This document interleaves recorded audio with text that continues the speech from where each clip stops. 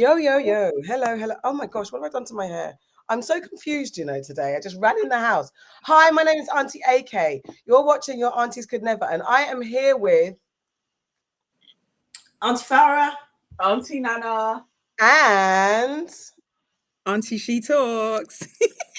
Auntie, what's your name? What's your name? Do you want us I don't have. Guys. Auntie SHERYL. Hi. Hi. oh, Hey guys, what's been the highlight of your week, ladies? of the week so far. Yeah. I mean, is this a new undisclosed thing that we're doing each week now? Well, I'm trying different things because when I ask you how you lot are, sometimes I'm get No, but there's no prep. So if I know that it's coming, then I'll have something. No, it's fine. It's just in the moment. It's not to be thought about. It's not overly thought because I don't even know what the highlight of my week has been. So even when I'm asking, so again, I have no clue of what my highlight of the week will be. Yeah, no. I got my glasses. I can see. It's like HD. Woohoo! I have legs.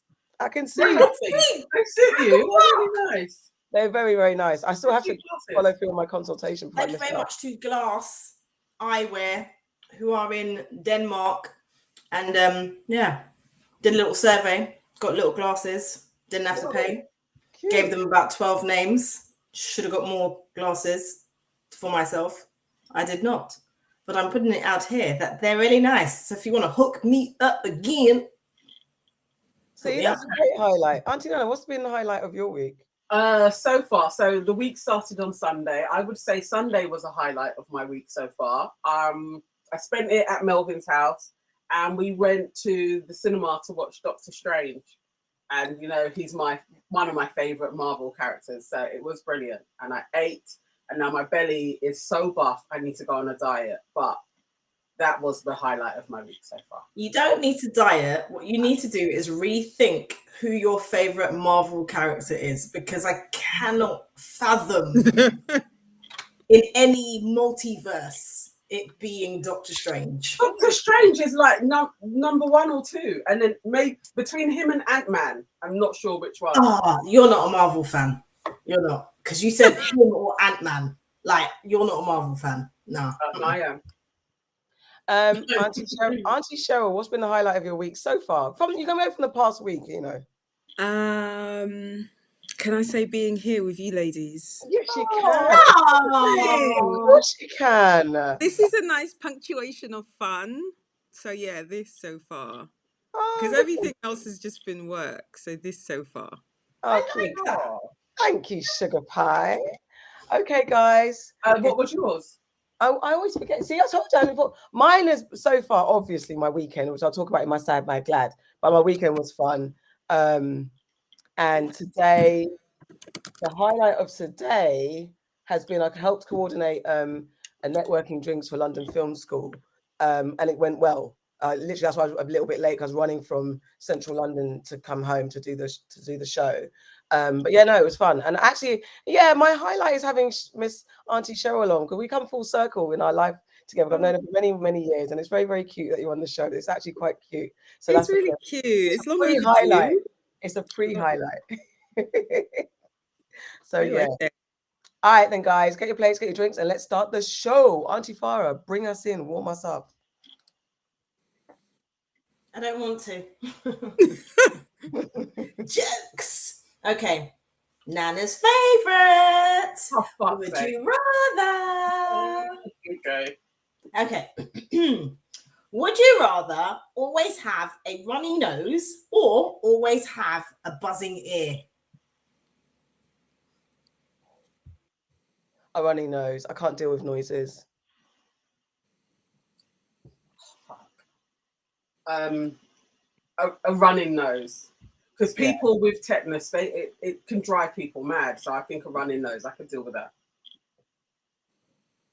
I feel like I would rather have a buzzing ear for some reason, because I feel like, after a while, it's like, I feel like with incessant noises, after a while, you're going to start to get used to it, and you could probably function without it.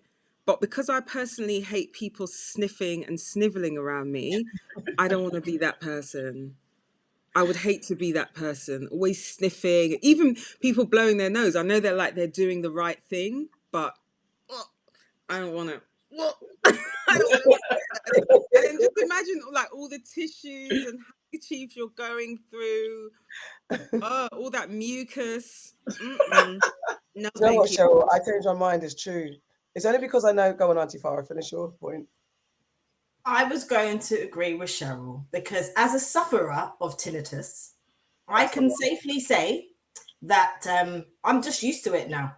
It's only if it's like really silent or like I'm about to go to sleep that I notice it, or if I'm stressed. But I just live with it. I couldn't live with having to constantly blow my nose or wipe my nose, or it's running, or you're just talking to someone and it's just running. You've always got tissue up your nose because it's just running. And who could control the type of mucus that it would be as well? Exactly, vomit. So no, I'll keep my tinnitus. It's cool. Do you know what you actually? Yeah, it's true. I'm going to remove my original answer. Come to the tinnitus crew. Tinnitus crew. It's the lawyer in me. Yeah, no, it makes sense. It makes sense. Yeah, I forget, because you know what? The worst thing is when everyone knows and your nose.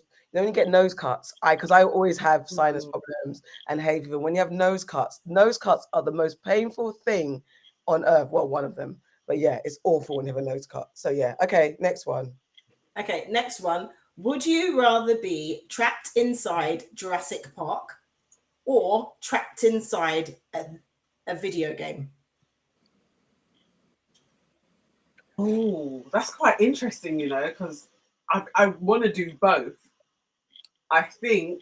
What, you would actually positively welcome this? Yes, I actually would. I want to see dinosaurs, so that would be great. But I also want to be in, although we're kind of in a simulation anyway, but I would like to live it and know that that's what I'm doing. So I think the video game. Oh my God. I think the video game, because I could probably pick, because you just said video game, so I'm not remixing the thing. I could be in any video game I like. So I could pick one that's fun and just live in the video game, because as much as I would love the idea of exploring new dinosaurs and new species and the vast, beautiful lands that they show in Jurassic Park, ultimately Tyrannosaurus Rex is out there, in it, ready to come in. And it's not even them, it's Velociraptors, It's the raptors that just have no fucks, and they just go hacking, and they just come for you, and they just do that yam noise you. again. Hacking. That's what they do. That's what they do. Hacking. That's what, with a Don't encourage her. She has a noise for everything. It's stressful. I'm sure she's caused my tinnitus. Wow. Auntie Cheryl, where would you end up? You see, now that you said about being able to choose the video game, I feel like it would be the video game.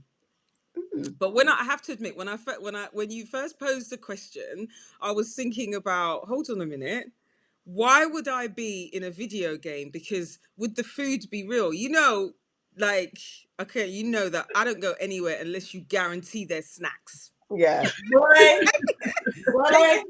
Is there snacks? girl, talking. Right. Is there snacks? So I was thinking about the lack of real, actual food in a video game. But if you can guarantee me that I could have the things in the video game in real life, I would go into like the Sims universe or something like that and just chill there. And you guys could even come and see me. You could be like on the screen and like controlling me and stuff. So I think it would be quite nice. Yeah. I think I would go to Jurassic Park. Weirdly, even though like there's things that can kill you, I feel like if I was in Jurassic Park, I'd be like them people, them bad boy chicks that get away and just know the thing and like get me. I'd be that person. But in a video game, I feel like it's too close to real, like the Matrix, or you know. And what if we die? Like, you know, Sonic. Huh? You could be Sonic. I don't want to be a hedgehog. Oh my God. You're the past one. I don't run around all day long collecting rings. That's your life. It's great. No. Okay, next Just one. no. I'd like to see dinosaurs, like the nice little ones, and pet them, and then be the bad boy chick that gets away. That's what I would want. Okay, Yeah, last one. that's mine. Last one. Would you rather clone yourself or have a pet that can talk?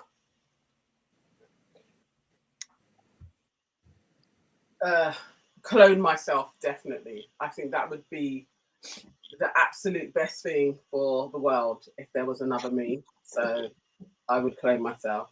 Agreed. The way I get stuff done, because we just finally understand what it is I need to do. You need to do this. I need to do this. We need to do this. This is just done. It's done. The empire will be huge with 2 me's. Clone. What's the other option apart from cloning yourself? Have a pet that can talk. A talking dog. You know yeah. what? The thing is, Or a cat. I have always I have brothers. I have loads of sister friends, but I have brothers. So I have always wanted a sister, right? Damn. But then sometimes when I think about it further, I just think, but what if she was like, I don't know, super annoying, or like the antithesis of me? Like that would just be a war zone. So I feel like if I could clone me, that would be a good thing. And like you said, Akira, that would be quite good, because the way I need to get things done sometimes, and there could be 2 of me. But then now I'm just thinking, how would the outside world accept us? What would happen? We'd be twins. You just be present yourself as twins. No, Yeah, you're but not where would this twins, twin come you're from? Clones. You're not twins, you are clones. Yeah, Right. it's a Stop clone. remixing the two. Stop No. remix. I never said would you rather have a twin. No, I This didn't is say that. by the way. I'm saying I that. did not say would you rather have a twin, because the thing is, imagine you now. Everyone knows you ain't got a twin, and you now have the ability to clone yourself. If there's another you, they're not going to suddenly be like, "Oh, right, I never knew you had a twin." But the way I'm not famous yet. Whatever, Miss BAFTA party. But we would know. We would Yeah, but know. the If fact you of the suddenly matter rocked is, up with a at the end, clone, if I no, let's listen. Let's wait. Pause. If I was to say, guys, my dad just told me all this time. My mum and dad just told me. You don't want to argue. You don't know my life. My parents could have had I her. know your life. No, but my parents could have had her in Ghana at some deep village and said, by the No. way, decided to present. It could happen though. Let's not No. go like it couldn't happen. That would be No. my story, and I'm sticking to it. You No. have to interchange. You can't be in the same place together. Right. yeah, no. Huh? You can't be in the same place together. Why? It's like one's got to go out and the other one stays in, and the other Why? goes It's a out. clone. That's not the rule. It's a clone. to be They're honest gonna have with your you- to be mannerisms. honest They're with gonna you- talk like you. It's a clone. Yeah, it's a clone. Nah, that's getting extra creepy. Absolutely not cloning myself, because you know what? There's gonna come a day, right? That clone is gonna turn on you. Okay? That's depends on how. The And then clone it's gonna might turn be. into some different kind of movie. So Well, that's a it no depends for on me. how. Attack of the clones. It depends on how the clone is treated and exists. Because the clone is enjoying the same perks as myself. No, but you can't, because you lot don't know. This has happened. The Michael what? Keaton film back in the day. There's a Michael Keaton film back in the day where he clones himself. There's a series with Ant-Man where he clones himself. It doesn't end well. The clone Yes, I robot. never appreciate anything because they know they're a clone and they feel like none of their memories, none of their feelings, nothing that they can think is even theirs. But there's only one narrative. There's not the alternative narrative of what if a clone is treated well? Because clones are usually used for warfare. They're usually used for warfare and anti-society. You just said that you would have your clone badding up the place in terms of workload. So straight away, your clone's just like coming to this world and they're just walking like a donkey. Angry. Straight away. Didn't even No, get a I'm saying that we childhood. would share the load. Straight So we have into a adulthood, you know. Straight into adulthood and hard work. No. And No, they're we like would 2 have a days old. conversation. They are a day old and all their memories and even their knowledge No, to do something is based on Absolutely not. false. It's a false narrative. It's that they haven't lived their own life. They're immediately just coming and trying Yeah, and having to be you but wait. and having to deal with the pressures of trying to be you. Listen, wait. Immediately no. The first Immediately no. story, the first story about a clone is the fact that they've been cloned. No one has a narrative about the clone's existence apart from warfare. My clone. Say warfare. None of the things. No. My point is, a lot of the stories about clones end up in the negative space where they're not living an existence that's suitable to them. My point is, yes, my clone could come and help me with the workload. If they choose not to, I'm like, do you know what? I just want to chill. Then they're just here. I have a clone. What is my talking pet going to do? Then what do you do? Making that. All right. So my answer now, right? I am going to have a talking pet. Mm-hmm. And I'll tell you for why. Because if I had a talking pet, the amount of money that I would make off of that talking pet, I could hire all the staff that I needed to hire to do all the things that I want to be done. Without the talking pet, I know that me, Farah, can be difficult sometimes. I don't want to deal with me. I don't want to deal with a worse version, a version that's like, hasn't even really lived my life, has to come to terms with understanding that your life started yesterday. No, I don't want to deal with that person. I know what I can be like. I don't want to deal with that person. Say something. Respectfully, even if I had a talking pet, I would not tell that outside world. Because, you know, just listen to you guys. You've seen movies. Because what would happen if you tell the world pet talks? It's, you know when you're sleeping in bed and then all of a sudden you hear the helicopter light like and all the pets. You want to steal a pet for experimental purposes. Why are we telling people? I just want the pet so that, you know what, him or her can have conversations. I can send the pet out to be snooping and finding what's going on. I could leave my pet in certain rooms and come back and be in full safe. What are they planning? Oh, that's actually a good idea. That's a good idea. All right. No, I thought about the pet spraying, but eventually, I like your version. No, but not every place is pet friendly. So you just kind of rock up and like, my pet's just in my. And you're saying pet? Is it a cat? Is it a dog? Is it an iguana? It's definitely a dog for me. It's definitely. And the most explainable thing is I've got this twin that just came from Ghana. No. You explain your talking pet. But then immediately you're making your clone lie for you. Immediately. You already. She has then you're pimping your animal out money of Ghana, having never even been to Ghana, and all her memories of Ghana are actually yours. Well, we can figure it out. You're pimping your pet out to make money for you. Your pet's going to be tired. My pet's living the high life. We're just making money from it. And you're assuming your pet wants to be out there talking for money. Oh, or she's not. She's only going to be because it's a pet. Maybe might later on down. That's it. Right. Anyway, it's a pet, not a clone. So it has to do as I say. Either way. Oh wow! Let's get the comments. This is why I hate this game. Okay. Hello to everybody that is listening to us and watching us on YouTube and Facebook. Please like, comment, and share, and subscribe to our YouTube channel as well. So we have a hello from Ronald. Hello. Don't ignore your husband. I was coming to that one. Nia Darte Evans says, just here to say my wife is looking buff. Thank you, as you were. Thank you, husband. Yo, Buffy. Tonight. And Ronald says, won't your clone just be a human pet? And it's for that. That's what I'm saying. It's all much of a muchness. It doesn't matter. It's the way you lot arguing against me and my clone. You lot are doing the same to your pet. Apart from Cheryl's going to keep her pet hidden inside. It knows its place out there like in society. The pet knows its place. But the thing is, your pet will be intelligent. Your pet will be talking and learning things and be like, Ray, I don't need to be a pet. I need to be free. I can talk. He will be free because the way my pet will be going places, it will become part of gang. It will be traveling with me. It could tell me what food it likes from what it doesn't like. It will have an elevated pet lifestyle. The clone. But the clone is supposed to be human.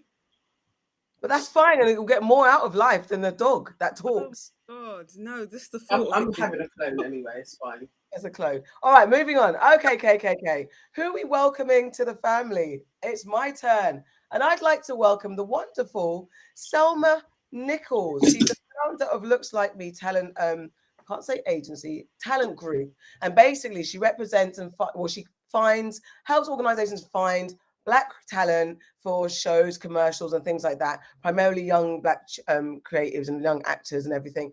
And I met SHERYL years ago. I don't know if any of you guys remember when Black Panther was about in the UK. She did a beautiful campaign of young children emulating the images and poses of the original Black Panther characters when they came out.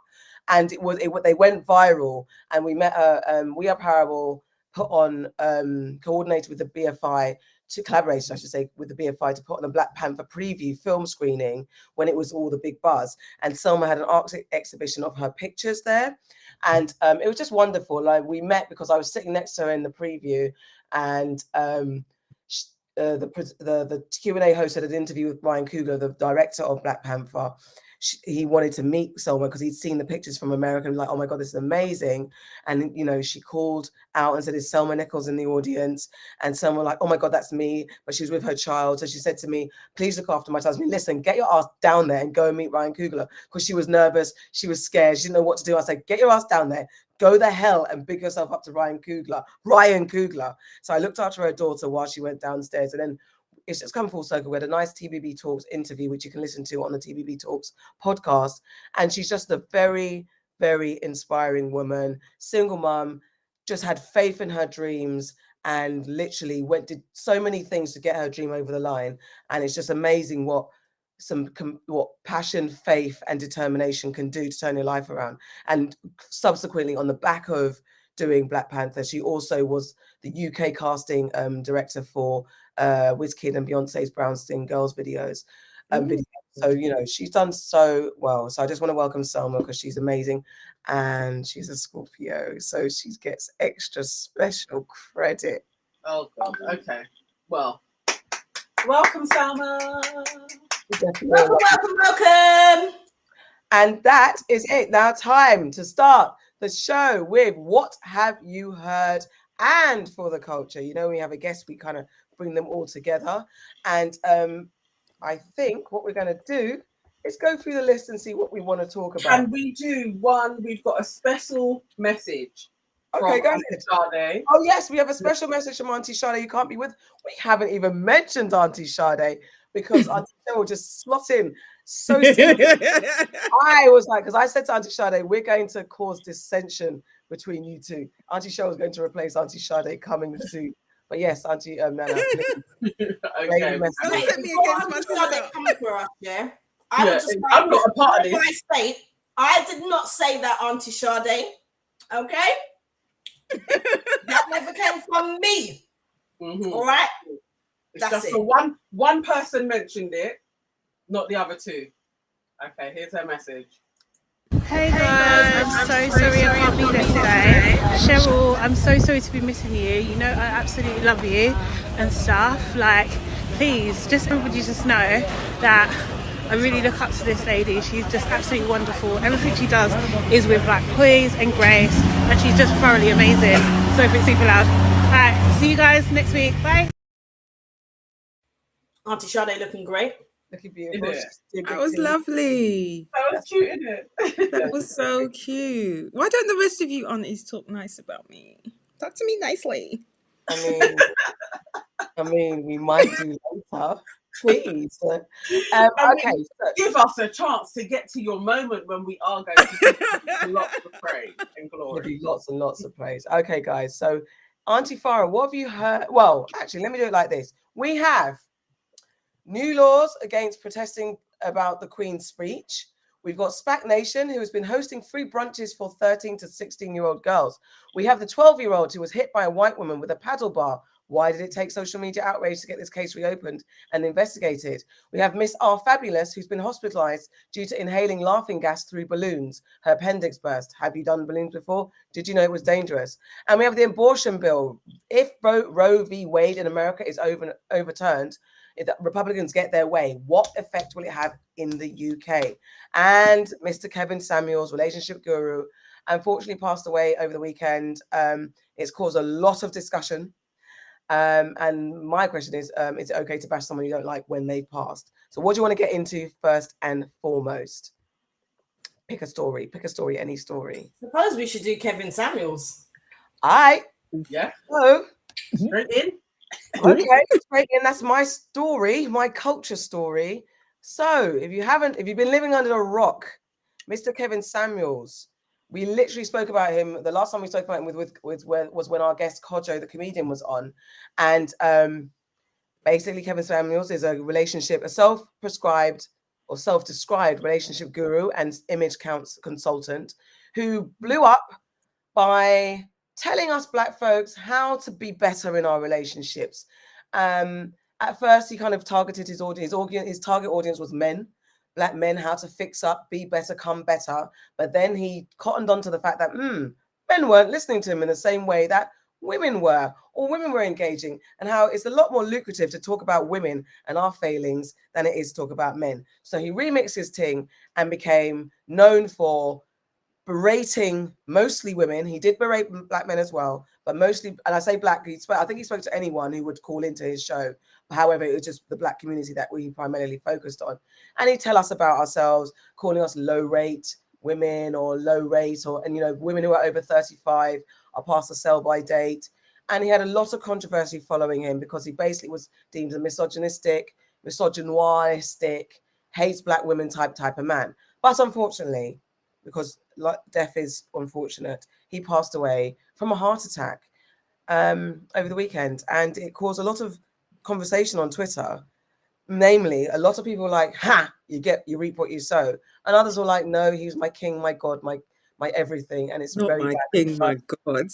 You were talking against him. It's really bad to speak ill of the dead. So is it, my question, bad practice to speak ill of the dead, regardless their legacy whilst they were alive? Go. No. It isn't. Straight to it. Yep, the thing is, for those, if you agreed with him or disagreed with him, you stand by your statement previously, right? Because he has now, unfortunately, and let's not beat around the bush, it's unfortunate. The man was 56 years old. That's very sad that he passed away, right? But that doesn't mean that you have to agree with everything that he said. Exactly. Much like there are politicians from slavery days who did some shit and said some shit that a load of people agreed with at the time. Since their passing, and since the world has changed and evolved, people realize that they were chatting out of their asses. Should we still agree with them? Are we not allowed to discuss what they did wrong? There were a lot of people, I can't even say what I wanted to say, but there were a lot of people who agreed with certain people in this world who have done wrong and later on changed their minds or stuck to their guns. When people die, it doesn't exclude them of what they've said. It doesn't mean that you suddenly have to be like, oh, actually, I can't mention what they did. It was bad because they're dead now. When a serial fucking killer dies, you still can say that you're a serial killer and what you did was wrong. What? You can't speak ill of the dead. You can. He said what he said. He lived and he died by what he stood for. And I can say that I didn't agree with him. It doesn't mean that I'm glad that he died. I'm not glad that he died. But I still don't agree with anything that he said. I think it's more the people that were really celebrating, literally was like, ding dong, the witch is dead, like all of that type of truly celebrating that he had passed. I think that you can speak ill of the dead because I think that's the part of living. If you really appreciate that the time that you have on this plane is to actually be a good person and that your legacy means something, your legacy meaning something could be that it was there and it was negative or it was positive. To some people, his legacy is negative. To other people, his legacy is really positive. And I watched Sarah Garvey go live on YouTube and give Kevin Samuel an absolute eulogy and was singing his praises and was literally like, the Godfather has gone. We should all be celebrating his life. God bless his family and what he brought to society and all of that. There's loads of men that are heralding him. And there are other men and women that are like, he was an absolute shit. And that's the sword that he was living by. I do think it was a character that he was putting on, definitely. The more videos that I've watched, the more I am like, this was such a money-making ploy, such a caricature, and it's annoying that he even has the prominence that he had, but, you know, we live and learn. But I don't think it's bad, and I don't think anybody is going to be damned for cursing Kevin Samuels in his death. I think it's just a part of life. If Katie Hopkins died, I don't think anybody would bat an eyelid if we were all singing and dancing and had street parties. I don't think anybody would care. So, you know, same difference. Yep.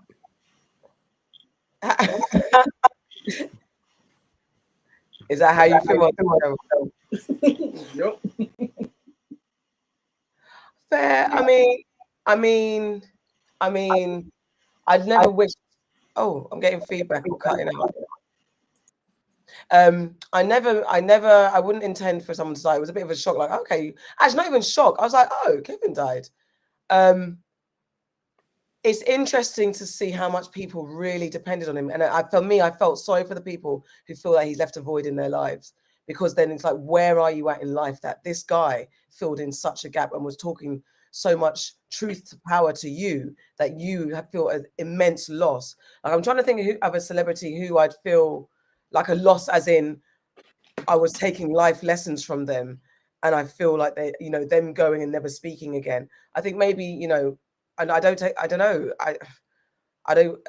There's no one like a celebrity status that is like, if they went, I'd have a hole in my heart. I could miss somebody. I could miss like maybe my favorite podcast, because like, okay, they're not going to work anymore.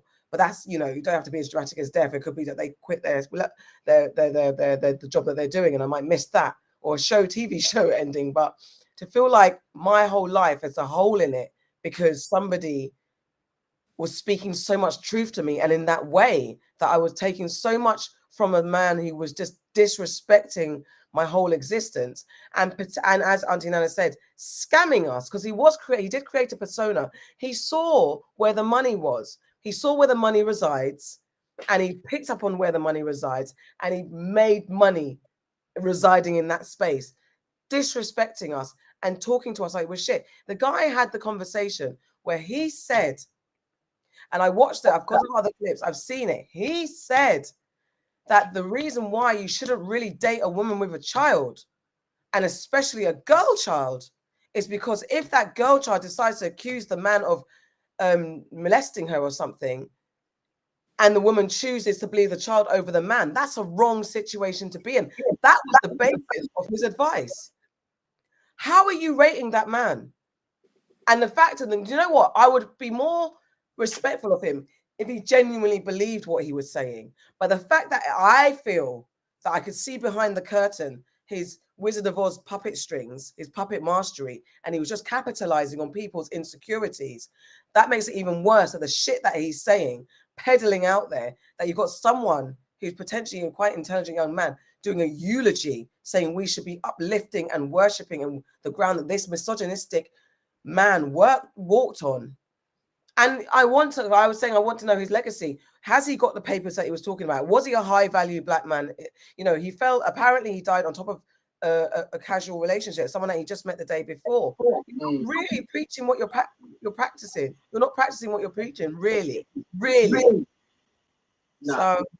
So she also, what was what he would say was desirable was like a 115 pounds to 140 pounds, and this girl has a bottom. Like, she's not No, but she's tippers. Like, okay.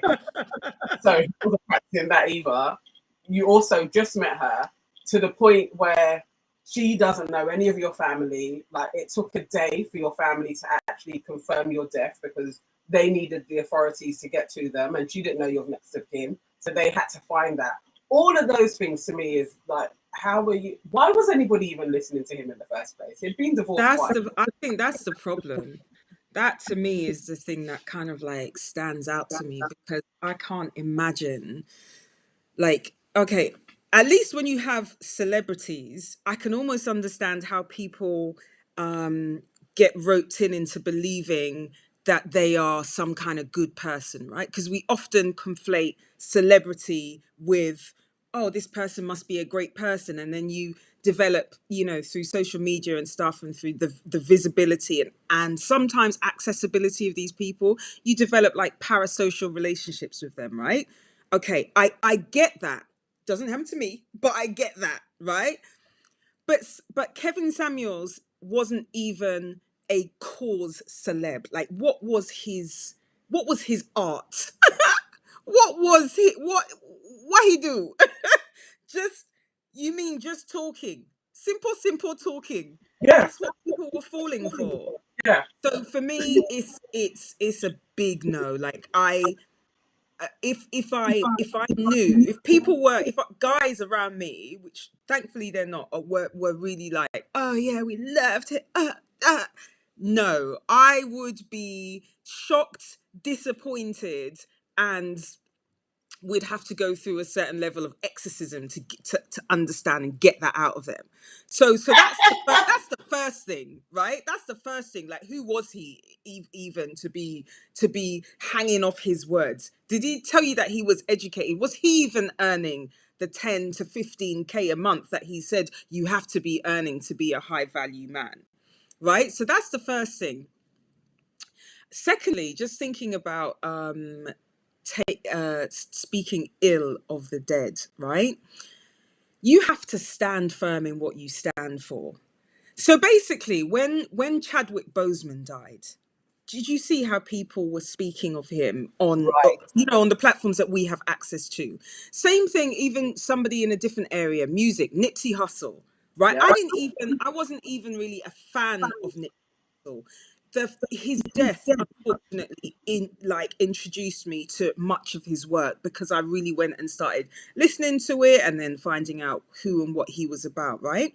But people were talking about him so highly because of the work that he did in his own community. Contrast that with Margaret Thatcher, right? And you even use the term, ding dong, the witch is dead. Now, those people, the response to their death has been created by what they stood for and what they stood firmly for. They made no bones about it. So for me, I feel as though if this is what Kevin stood for and you don't agree about it, you can say, still, I think he was an arse. I think those views were disgusting. And I saw something on Twitter which I thought was really actually quite powerful. And it said, not speaking ill of the dead is how generational trauma is passed down. And not speaking ill of the dead are how family secrets are left to repeat themselves over and over, right? And the first bit, I've literally ad-libbed that second bit, but I think that that's where they're going, that's where they're coming from. If you don't want to speak ill of the dead and say what this person done and call it out in the same way that you would if they were alive, I feel like, it might even present a false, a false memory in history and like cover up a load of stuff. So no, I don't really subscribe to that. I also don't subscribe to celebrating the fact that somebody's died, but that's just me. I can't speak for somebody else's position on that. I can't speak for how they were affected by a person who has died. So I'm just like, I'm not going to celebrate it. I'm indifferent to Kevin Samuels. But yeah, I'm not going to try and police how other people react to his passing. I'm really not. Because that same energy, unless it was reciprocated in against the poisonous, in my view, messaging that he put out, I'm not trying to hear it. Yeah. I'm not trying. I think you hit the nail on many different heads there. Auntie Nana also hit the nail on the head when you tweeted and you said, can you say what you tweeted? Oh, sure. Still put me on the spot. Okay. What was my tweet? It was, I care as much about Kevin Samuels passing as I did about Prince Philip people die every day, B. And yeah, It's that. those were my sentiments. And Like, it's that. it was. I think Someone told me in the morning that was like, I'm hearing Kevin Samuels has died, and I literally shrugged. I was like, oh. And what does that mean? And you know what? That's so telling that someone so polarizing and impactful in the cultural moment, that the reaction to his passing for me as well was, oh, I've had no emotion. I actually haven't processed the fact the man has actually died. It's not affected me in any type of way. However, I was very annoyed that he existed in his platform. Like, his day-to-day existence irritated me. By his passing hasn't bothered me. Yeah. And it doesn't seem real. It doesn't even, just like, he no longer exists. And I'm actually, I don't want him to, I wouldn't have wished death, but I actually am glad that he's the rhetoric. I just hope he's not going to be martyred. And I do think he's going to be quickly forgotten. I don't know. Yeah. I don't know. Like, I mean, a set of guys that are a bit like, you know, because he was so popular, it gave those insecure, really downtrodden men, he gave them a legitimacy to their woes. And that's the thing that's annoying. Like, you know, you listen to Fresh and Fit for a little while, and it's like, you guys are chatting so much shit, but they have a huge platform. And it's annoying that there are so many men out there that think that he was speaking sense. Because in the real world, outside of social media, I just don't think that people respond to each other in those ways. I don't think we talk to each other like that. It's like there's such an internet debate world that some men occupy, and it's like, it's not helping you. You're never going to get a girl. Do you know what I think maybe where he might have been in a broken clock type situation was the fact that because I think I've seen guys like, you know, Kevin Samuels told me to fix up and look at my health and fix up my appearance. And I definitely, when a friend of mine's brother passed away and we were at his 9 nights, definitely looking at the guys from the hood that we grew up with, who are in their 40s now, as women, more of us look good than the guys who back in the day we were fangirling over. We were like, woo! We would have died if they chirped us. We would have died to be their girlfriend. We would have died if they paid us any attention. But yet and it's literally specifically, especially when it's someone in our generation who passes away for whatever reason, when you're in that group and you're looking at the mandem, they're not looking tough. They're not looking the way that you remember. And I've seen a bunch of them are like, that guy was the one that we were all like, only. And now he looks paunched. He looks ill. He's in old school dressing. He doesn't look together.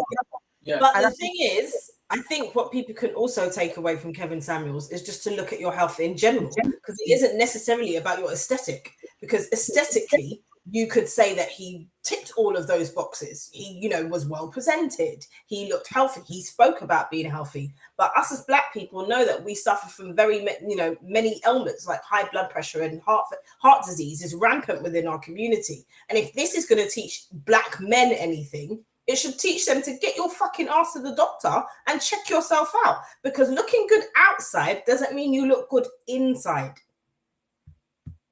Big facts. Big facts. You know, it's so funny that I've actually commented on that phenomena that you were just talking about, Akira, in terms of seeing people that you've kind of grown up with, and then seeing them kind of like now, some of them seeing them now. And in terms of guys, I always think that they look a bit more just world weary than their female counterparts, right? I've actually noticed that, and it's something that I've spoken at least to one of my brothers about, as to what that is, what's the cause of that, right? And so I think that's right, and I also think that whether you believe, right, in if you believe in karma, you know, just going back to people talking about, oh, don't speak ill of the dead, like it's all wrapped up in this whole thing, like it's bad karma.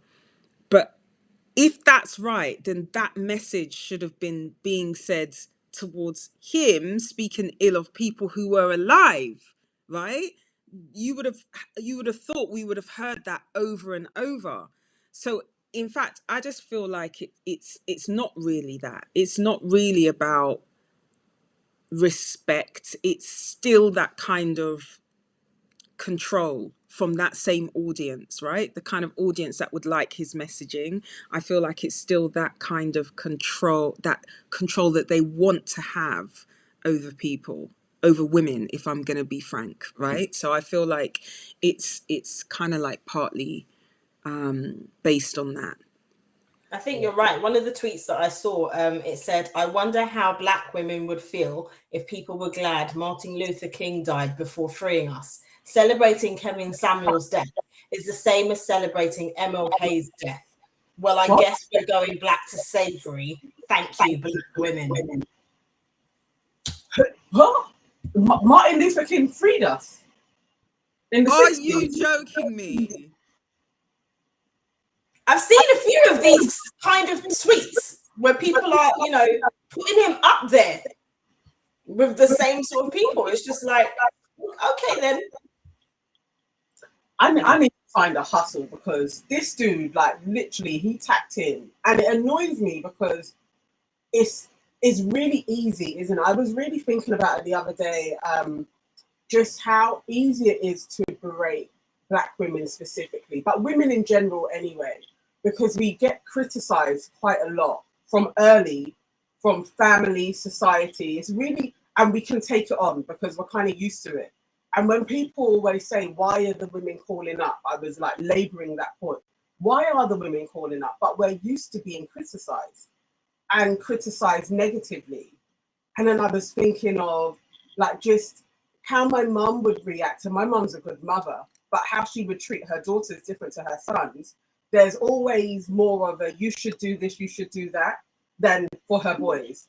And it is a bit like, we're used to that. Like, we really can take it on. People saying, this is what you should do. You should be better at this. You should be better at that. And I could see how some people can get addicted to being told what to do. And he would do that. He would school a woman, go through it, really be belittling her. And you would, from the outside, be like, why is she listening? But she's probably heard that all her life from various people. So she's used to it.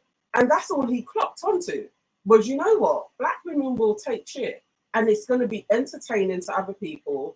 Insecure men are going to feel validated because I'm going to say what they've always wanted to say to women, and I'm going to be raking it in. He totally changed his model to fit this because it was lucrative, and it pisses me off royally that men can't see that as well. Like, actually, you just need to fix your life.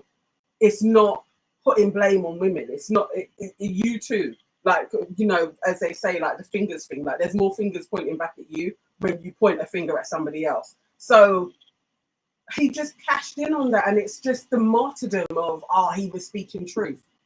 For who? It's not true. You're all still single. You're all still chasing skirt. And look at your hero. He died on top of a woman that he met 24 hours before. Like, really?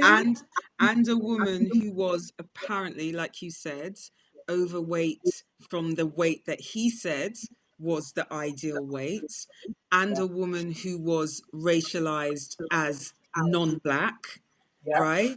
So just again, and in an apartment which he didn't own, and one doesn't know how much, you know, he was actually financially worth in that death, when all he used to talk about was who was high value from who wasn't high value.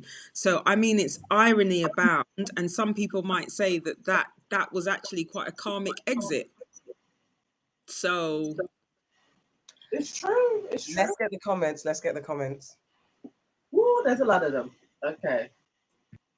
All right, I'm going to read a few of these, guys. I can't go through all of them. I will try that. Okay, so T. Smith says, it was tragic for those women whom he berated. Words can kill. Some of these women may have low self-esteem issues, and his words could well easily lead to their demise. I do not pity the guy. Natasha says, absolute madness. And T. Smith also says there is speculation that the nurse killed him. I've read that as well.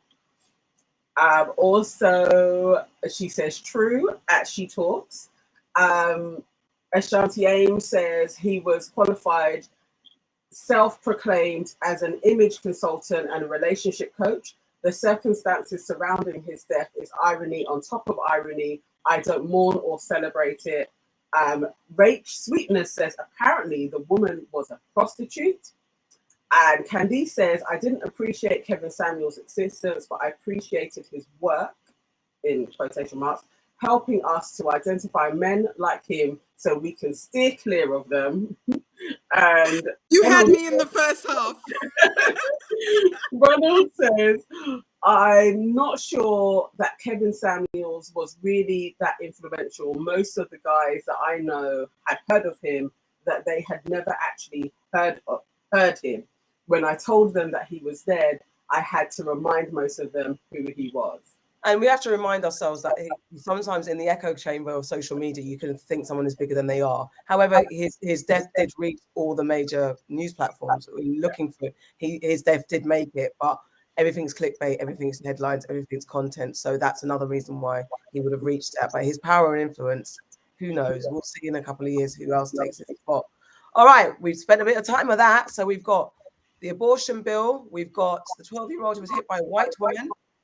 We've got protesting against the Queen's speech. You could actually get arrested. We've got SPAC Nation. No, you're reading it wrong. It's not protesting against the Queen's speech. It's in the Queen's speech. Oh, right. So my bad. Right. New laws against protesting brought out in the Queen's speech. A Queen's speech has mentioned it, I guess. Sorry. SPAC Nation, our favorite religious group, have been hosting free brunches for young girls.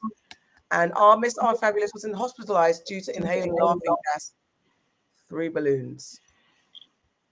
I don't know. They're all good. I can't think of. Well, I want to describe balloons because I've had young people in my. I have the judgment when I see people doing balloons. So okay, let's go with RFabulous. Let's talk about it. All right. So why this stood out for me is because I have done balloons before. It was a long time ago though, and I didn't realize that it had become as trendy and as popular as it is. Although I do see the silver canisters around the place all the time now, but it hadn't clocked to me, and I also didn't know they were dangerous. So I did balloons many moons ago at Glastonbury and a few other festivals. It was like a festival thing. So it was just out and about. I did it. I was fine. Had a little high. Wasn't like anything to write home about. It was just a little, just get a bit high. So watching her, I was really surprised because it's like she went through everything that happened to her. She did a balloon at home with her sister and her sister's friend, and then she had been doing balloons socially for a little while, and basically because of the lack of oxygen that the balloon inhalation does, it had affected her over time, and then her appendix ruptured. So in the night, she is totally in pain. She was calling out, no, everybody's asleep. This is firmly in the night. So then she calls up her sister's friend, who happened to still be awake, gets rushed to hospital, goes through a series of scans, and they're like, it's one thing you've had an allergic reaction to the balloon gas, the laughing gas, but also your appendix had erupted, and so she had to have an operation to remove it. And then as she's talking about that, there was another person on the same ward as her, came in, similar thing, with balloons, paralyzed down one side. The nurse was telling her a week before somebody else came in and they didn't make it. They couldn't, their organs started shutting down from the lack of oxygen. And so she was on live just telling people, like, you think it's fun, but you don't know how compromised your immune system is and how your body is going to react to lack of oxygen and how that affects your various organs. So really, I just wanted to bring it to everybody's attention because I did not know. When you think of laughing gas, it literally is like laughing gas in it. It's just like, what you have when you go to the dentist. So I was just a bit like, have any of you done it? Did you know that it was dangerous? Like, let's just talk about it.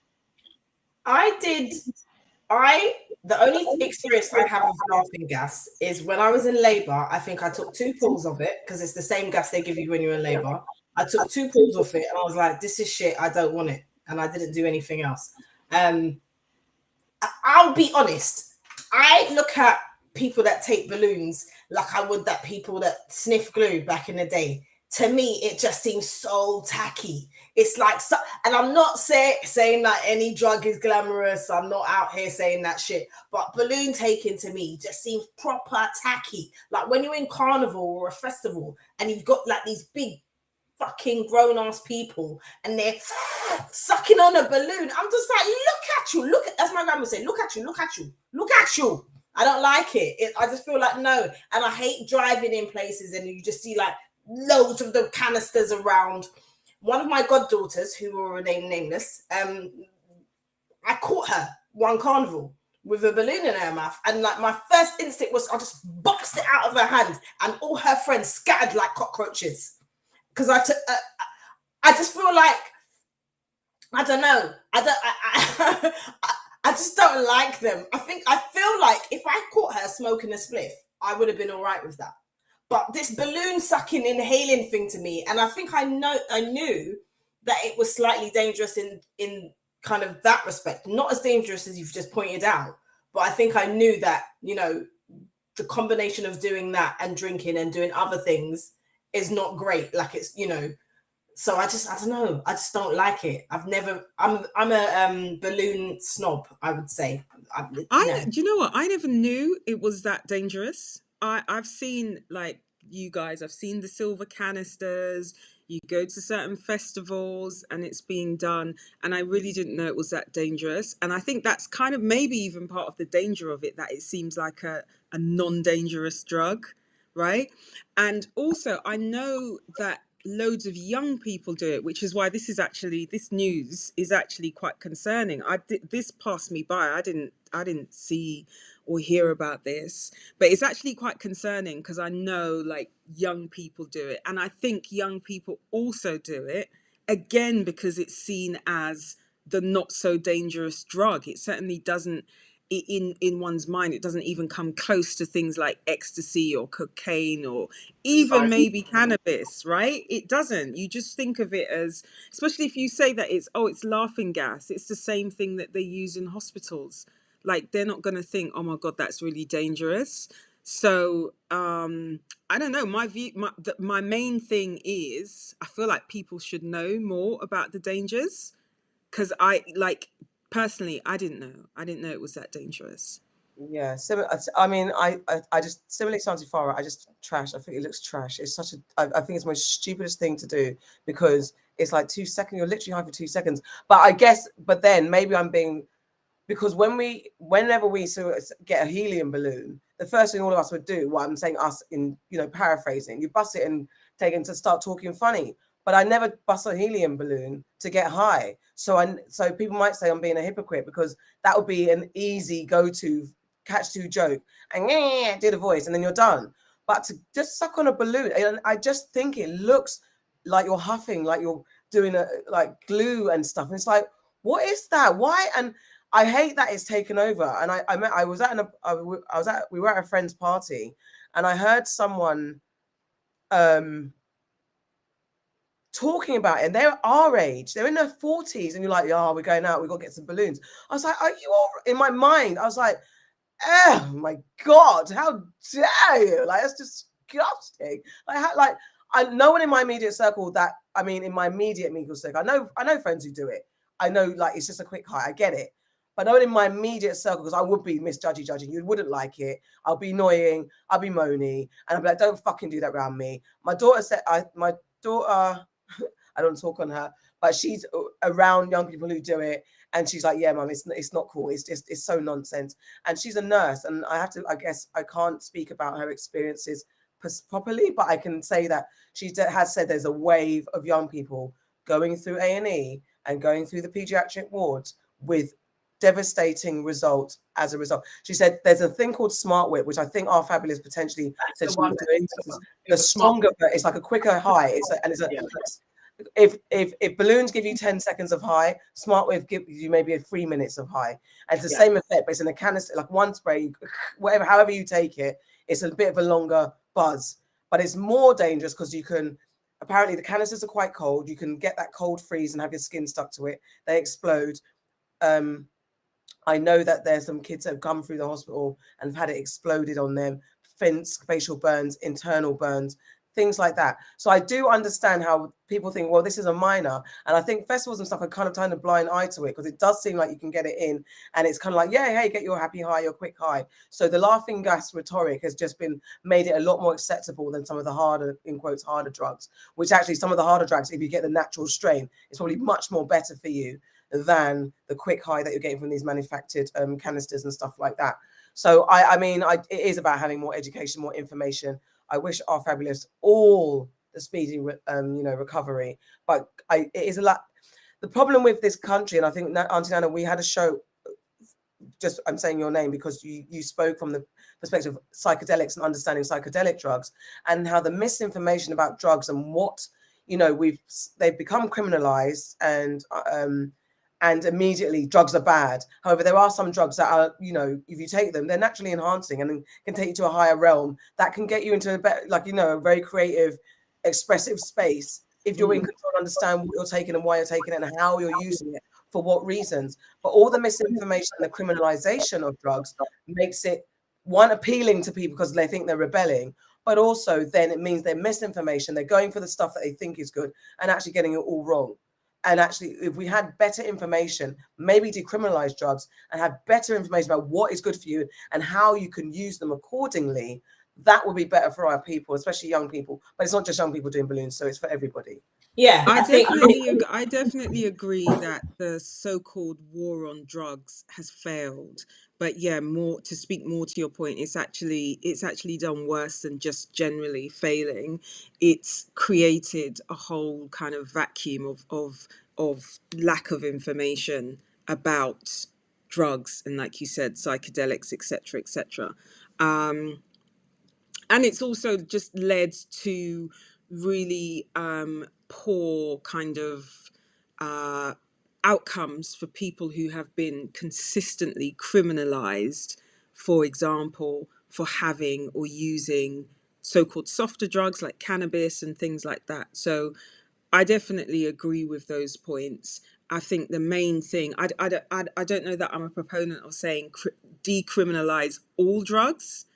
Although there are definitely reasons for that, and if you were to ask me to make the argument, I could, but I definitely agree with putting out more information about drugs, especially for young people, but also for old heads like myself, because I didn't know that. I didn't know about this whole stronger version of. Do you know what I mean? That whatever you've called it, that sounds wild to me. Internal burns, immediately no. I think the problem is a lot of things that are deemed, in inverted commas, legal are often worse for you than if you were to go like Bill a Spliff or something like that. How easy is it for you to get canisters? Fucking super easy. You can order them on Amazon. They can be there the same day if you want them to be. What are the regulations behind that? I think those are the things that need to be looked into. And most definitely information needs to be out there. This happening to this young girl, that needs to be wider spread. Just like when ecstasy, all these incidents of people dying and having these horrible reactions to ecstasy, that was actually widespread out there in the news and the press, and people learned more about what was going on with that. The same thing needs to be happening in terms of balloons. This has been going on for years. It isn't something new, and I bet if you were to look into it, there are a lot of cases where people have had extreme reactions to taking balloons. I remember a line from Mo Stack. He's in a song that he did with AJ Tracy. AJ Tracy says, "Real men don't do balloons." And then Mo Stack says, "Well, I guess I'm fake." When you got young people listening to these types of things, and man them are saying man does balloons and making it seem like it's, all right to do balloons, them things aren't looked at. Whereas if he was to say, I do E's or I build enough zoots, that kind of thing gets nipped out on the radio, where he can say balloons and it doesn't get taken out on the radio. So people just need to look at what's going on. All righty. Yeah. Let's go with the 12-year-old who was hit by a white woman. I don't know, that's your story as well. Okay. Yeah, I mean, hopefully everybody has seen this. Basically, there was a boy, I think it was in Bristol. I'm going to open it up. His name is Antoine Flores. He was out with his friends. They were playing by a kind of little lake that's really popular. They happened to be, so it started off with they were throwing stones, and now it's graduated to they were actually playing with mud. And I think they may have been like throwing it into the water. There was a woman who was on a paddle boat. She seemed to take offense at it. Maybe something hit her, maybe the mud or a stone, but she got out of the paddle boat and proceeded to hit. She said she pushed and the paddle boat hit the boy, but I believe that she probably did hit him on his head, and he has a massive gash. He was bleeding. Then we see a video of her going up to the other kids that were there, shouting at them, and proceeds to walk away and walk past the boy that she's just hit, who has a lot of blood. And she doesn't seem scared. She's walking away quite succinctly to wherever she's going to go. Came to our attention because the police got back in touch with the family and said that they weren't going to pursue the case any further because they didn't think that there would be any, I can't think of the word at the moment. But they didn't think that there was maybe a likelihood of conviction. That's the one. Something like that, or maybe it wasn't in the public interest. Exactly. And then we all went mad over the internet over this, and it went viral, and lots of people were going at it, and Auntie Farah even shared with us a petition that was out there. And lo and behold, it was like maybe 2 days later, the case is reopened. I really wanted to find out from you guys, like, why does it always take a media outrage for, it seems, for our kids to actually be taken seriously and when something has happened to them? And also, like, just from you, SHERYL, but as you are a lawyer, just if you can kind of give us more insight into the law side of it. Were the police justified in actually closing the case in the first place? Well, to be honest, when I heard about it, I was surprised that the police had closed the case or had investigated and decided that they weren't going to take any further action on the case, because I had heard that their conclusion was that because she had said she had raised the issue of self-defense, so that she was saying that she had been under attack and then had been defending herself. I was surprised that was a reason to conclude or not to go further with it, for whether they felt that there was not a likelihood of a reasonable prospect of success of conviction, or whether they thought it was in the public interest, not in the public interest rather.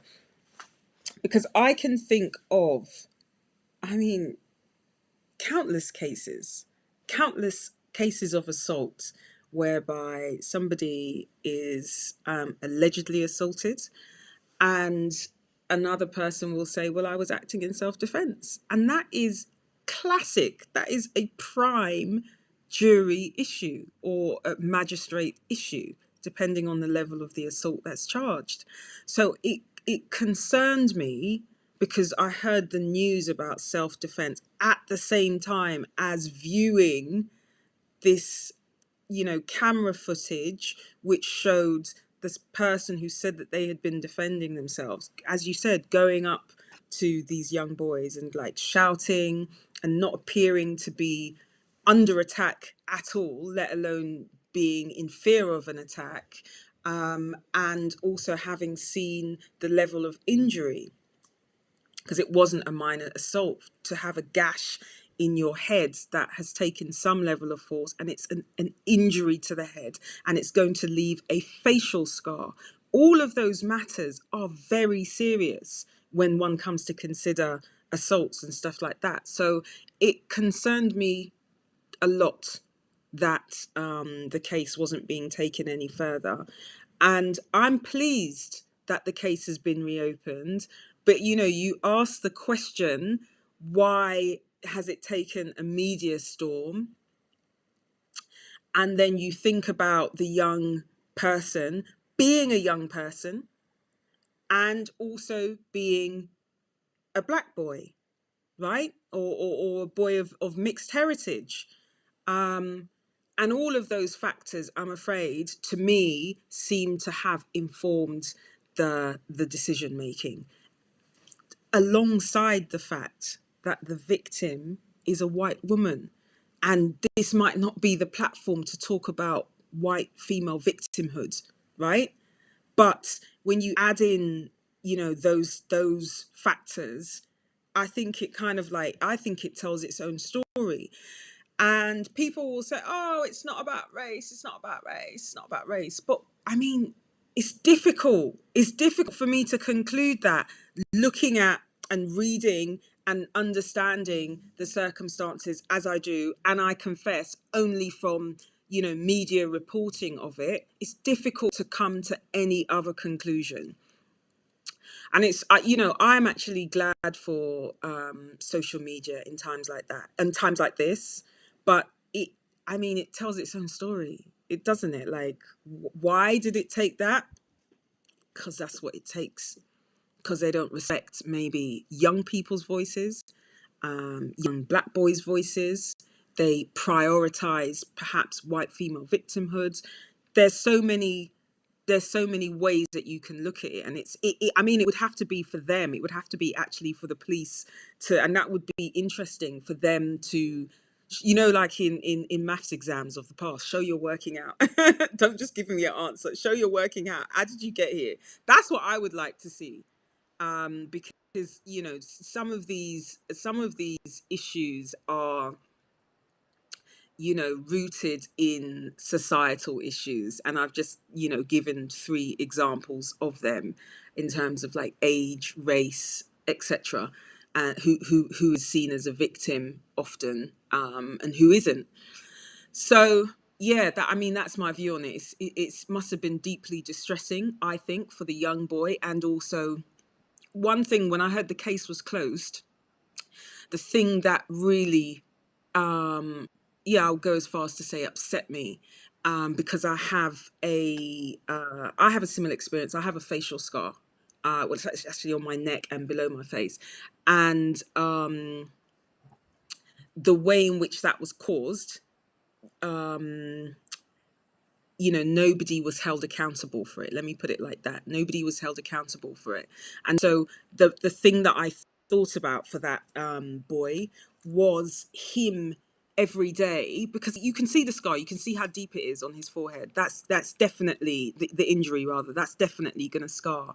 And I just thought about him in his young life, already being taught that kind of a lesson, that this can happen to me, that I can be injured, that people in authority can be told about it, and nothing will be done about it. And I felt like that was going to be a really heavy bag for that young boy to carry. And as I said, you know, just basing it on personal experience, that made me feel upset for him. Yeah, I just want to talk about a couple of things that you've highlighted there. First thing first, how it made the young boy feel. His father has come out and said that, you know, he's scared and he's upset, and they're upset that nothing is being done. And obviously they have to keep reassuring him. But what is this teaching him? It's teaching him that these sort of things can happen to somebody like him and there will be no repercussions. It's very interesting that you also mentioned about the reasons why she's believed over him. I just want to highlight something that I mentioned a couple of years ago, about a case of a woman in Wales. So there's a woman by the name of Sianda. I always get her name wrong, can't pronounce it, but it's a Welsh woman. And when she was about 20, she was in a caravan park with her boyfriend, and she was attacked. She was racially attacked, and she defended herself. You know, the police were called at the time, and she told them what had happened to her. And subsequently, she was arrested, and then she was later on jailed. not believing that they didn't believe that she was the victim. They believed that she was the perpetrator, and she was then jailed. She's still currently in jail, and people are trying to free her. There's protests going on, you know, like I remember this case. I've heard this case. Yeah, exactly. So my point is that, like, it goes back to that adultification of Black people, of Black young people, as well as us being seen as it's all right that we can take it, and us being seen as that we can't possibly be the victim. Even if you're a child, you can't possibly be the victim. You have to be the perpetrator. This woman who attacked this young boy came out and said that she felt in fear of her life. This is, I might be paraphrasing, but she felt that there was a danger to her, so she felt the need to strike out to protect herself. The video evidence shows that she did not feel like she was in danger. She has admitted to the crime, yet for all, she's not being punished even slightly. She should at least, for the very least, be, you know, done for ABH or something, because she's admitted that she's done this. This is a child that she did this to. You know, I have to give all respect to his parents, because let me say this on record. The day that I hear that, God forbid, someone has done something to my child, the outcome will be different. I am telling you now, that woman's taken licks from me. Most definitely. Right or wrong, she's taken licks from me. Because you cannot physically scar my child for life, and not even like the external scars that he's now facing. You know, it's the emotional scars that he's also facing. His parents have got to work through that, and she's just at home chilling, going about her business, unaffected. Yeah, I despair at this the state that we're in legally in terms of us as victims. It just upsets me. I would move on to the next one. Thank you. Auntie Farah, which one do you want to go for out of your ones? The Queen's Speech or SPAC Nation? I mean, I don't know enough about the SPAC Nation thing. I just saw a little thing on Twitter, and it was like, SPAC Nation are basically out there trying to get girls between the ages of 13 and 16, offering them free brunches. And I was just like, how is this organization still able to run and do these sorts of things and like not be held accountable? I'm so confused, and I just really wanted to find out if any of you had heard about it and get your thoughts. I'd heard about that, and I almost echo what you just said about, you know, being a parent, if you were the parent of that young boy, because if I were the parent of a young teen, just regardless of gender, and someone was in their inbox DMing them about, let's meet up for brunch, and then I saw one message, and then the person was saying, oh, I'm only 14, like, am I still able to come? And the message coming back from this woman that's in SPAC Nation, I'm presuming, was, yeah, the younger the better. Ah. Man, that is when I'm finna pull up. What? What are you telling me? What brunch? Are you people age mates? What kind of brunch? No, seriously, what kind of filthy brunch, please? I don't understand. I don't understand why they're still around. I mean, I do understand, because the people they're desperate. They're desperate to have something to believe in. I understand religion is a powerful thing within our community, and I understand that there are a bunch of children who have grown up in a church who need something to cling on to through brainwash or through belief, whatever the case is, or positioning that they have. But I just don't understand how SPAC Nation has been able to evolve, because they've spun it. I was trying to find the name. I didn't know this story was going to come up, because I saw an article of something the other day. They remixed and they call themselves something, they rebranded as something else. I think it's called The Nation or something. So, but they re-spelt nation. So it's like, but I think it literally is not the nation. But the A is now an X, because you know people do that with like letters that they can't get, like they just put an X there. So I'm sure they are called The Nation now. Even on Twitter, I think it's The Nation. So this is what I don't understand. I don't know if it's because it's a Black thing that people, that the authorities on in the UK especially, I suppose again, maybe speaking to you, Auntie Cheryl, what I've discovered in my life, especially from a certain situation that I've in, it is actually harder than I thought to prove criminal intent. And I think we're very, very, very misguided by the TV. We definitely think we can walk into court and say, Your Honor, this is what's happened. And then literally the person's going to jail and that's it, done, dusted. I never knew the ins and outs and how hard it is to prove, especially in the situation that I'm going through, that somebody is scamming or defrauding and are taking advantage for financial gain. So and again, I have to say allegedly because I have no idea the real machinations of SPAC Nation, but I'm not dumb. And from what I can see, there is nothing in Bible scripture that you can justify telling me that materialism is the way to God, the truth, the light. It's not. And I'm not even religious. Ask me to quote Bible quotes. I could just about possibly recite Psalm 23. But see, I can't even say it. I said palm. I couldn't even say psalm. So that's not me. I'm not. To my mum's sharing, I am not that chick. However, I know for sure advocating materialism and wealth and Versace designer and supercar and mansion is not the way to a fruitful, soul-fulfilled life. Aspiring to be a money man or a money woman and putting your face and wealth into designer is not the way forward. It is not. It is not.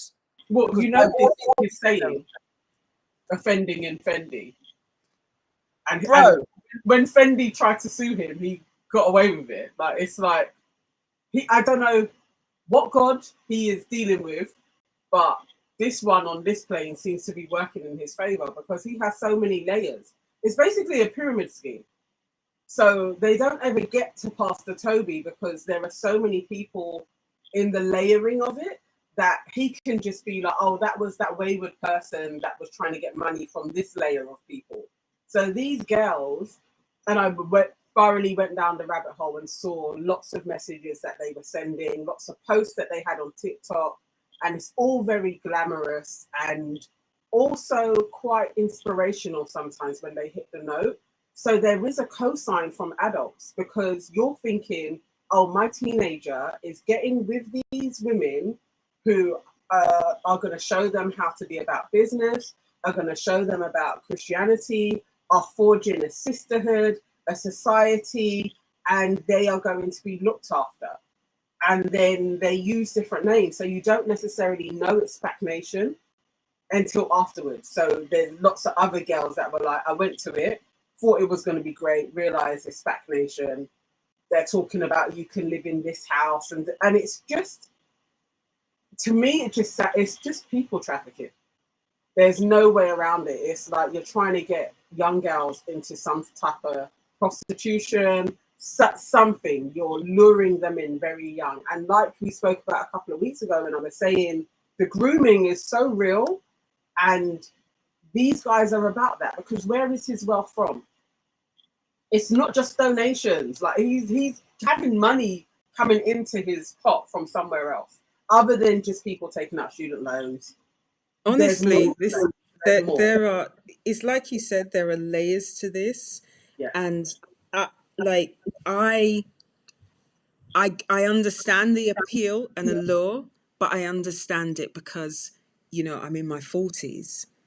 But as a young person, and that's probably like what's kind of just that's the creepy thing about it because they are appealing. Because how come they don't want me to be in life with Christ? How come they're not appealing to me?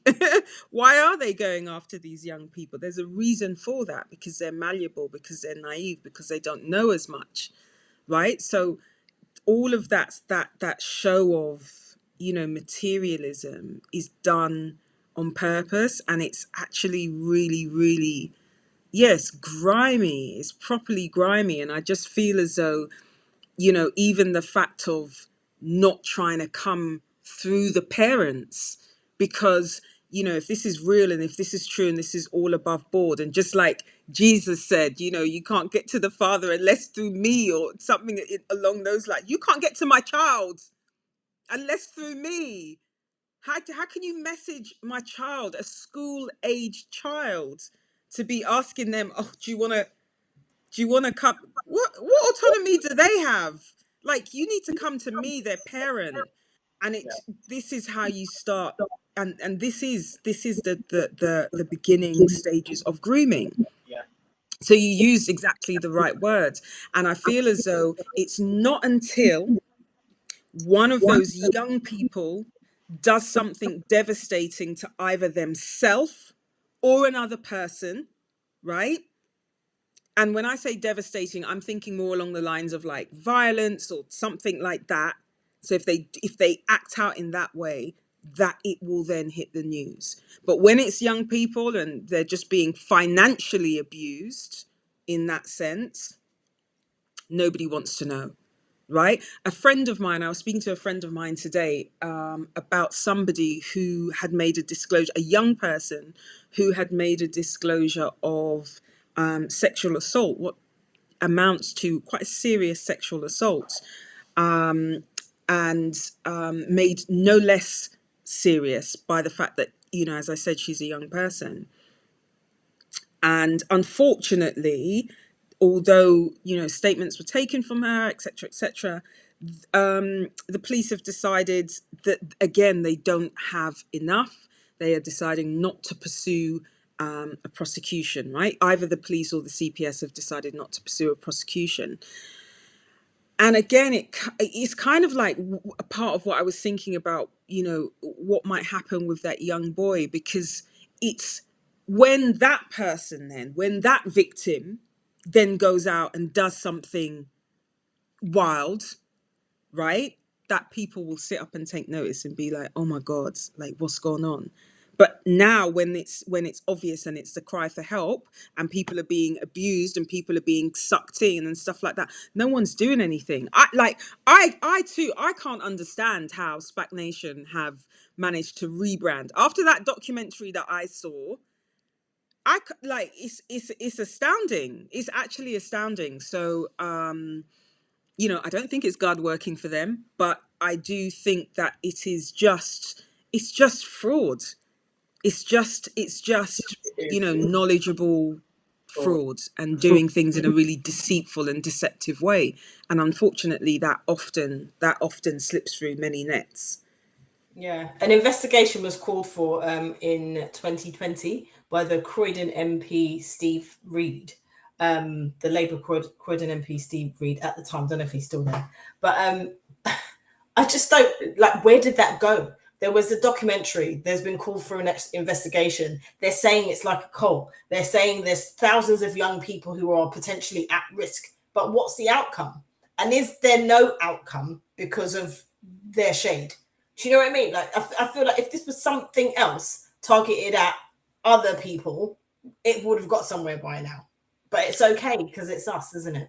And again, it's that thing about who are seen as victims in our society, and it comes back to that again, because, you know, young people, we demand so much from young people, and I say that from a criminal justice point of view. We demand such intellectual rigor from young people, Yes. because if it's not exercised, they can quite easily be punished in our system for things that they do. But yet there's this failure to sometimes hold adults to the same standard who are dealing with these young people, but also in holding young people to this intellectual rigor, it's almost as though we are forgetting that they are children and that they are very vulnerable, so vulnerable, and we just like leave them to their own devices. And to me, that's so sad, and it causes me much angst, trust me, in my job when I see how young people are just their youth and everything that their youth, like what it means to be young, from brain development, from responsibility, from understanding, and all of that, how all of that can just be ignored in our systems. It just goes ignored until something goes wrong. I think we must move on, but I just wanted to say, I think that's the clever layering, as Auntie Nana said, the pyramid scheme of it all, where you'll never get to the kingpin at the top. he has the people in place. So whenever the shit hits the fan, that stack, that row of the pyramid just drops, and it just goes down. So you lose that bottom rung, and then the next layer becomes the bottom rung, because that's where you have the Mariam Mbulas, and now the new girl is, what's her name, Kezia or Kazia, whoever the new person is, placing her. There's Zainab, sorry, my bad. Zainab Kabir is now the one that's hiring the young girls and doing the thing. So they have the pawns in place who are the easy fall guys. Because where's Mariam now? Pastor Toby is still out there. And apparently when that documentary came out and the shit hit the fan, everything was focused on her. He's absconded to Nigeria or back home. And that's it. He's now remixed himself, is protected in his place. And I don't know where she is. I don't know if she's okay. And she's up again. She's doing some other type of mentoring scheme. Like, she's still on Insta and she still has a business. Like, nothing truly happened to her. But I have a friend who got involved with that, and Pastor Toby was like the mediator. Like, literally was coming in to be like, oh, you can speak to me. I'm gonna sort it out. I'm gonna get the money. Still no money. Like, it's actually disgusting. But I really hope sooner rather than later it all collapses. But really, it is like, it's all of those young people's lives. It's exactly as you were saying, SHERYL. It's all of those young people who, when they mature and come out of it and then look back and really see how they're used, how are we going to help those adults adjust? Because they've been abused and were let down, and just, it's really hard when you're involved in religion as well. It like binds you to a system that you think is going to look after you, but then you're being abused. It's absolutely disgusting. And I don't think it is because it's Black kids. There's no ifs or buts about it. It's okay. It's Black kids that are going through this. The more it's insufferable, and I wish more people would clue up and not get caught into, but they're Christians. Like, literally, you're being abused. They're just using this system to abuse kids. That's all it is. And for financial gain. That. You're on mute. We must move on, but I just want to keep saying Roe v. Wade, Roe v. Wade, Roe v. Wade. Now it's time to get into Aunties Get In Your Business. Aunties Get In Your Business. Aunties Get In Your Business. SHERYL, NWOSU. Did you like this song, Auntie SHERYL? This is where I apologize for their lack of singing talent. I need to get a drum to add into that. It's okay. I mean, maybe it might drum out the sound of you lot singing. If I have a drum. Auntie SHERYL, please. It's your time now. We're going to get into your full business. Auntie Farah, take it away. Auntie SHERYL, introduce yourself and tell us what you do and describe your life right now in a one-word sentence. In a one-word sentence. In one word or a sentence, sorry. Okay, so my name's SHERYL NWOSU. I'm a lawyer, a barrister. Actually, can I just say, so I went to this thing once called Retreating Whilst Black. It was at Soho House.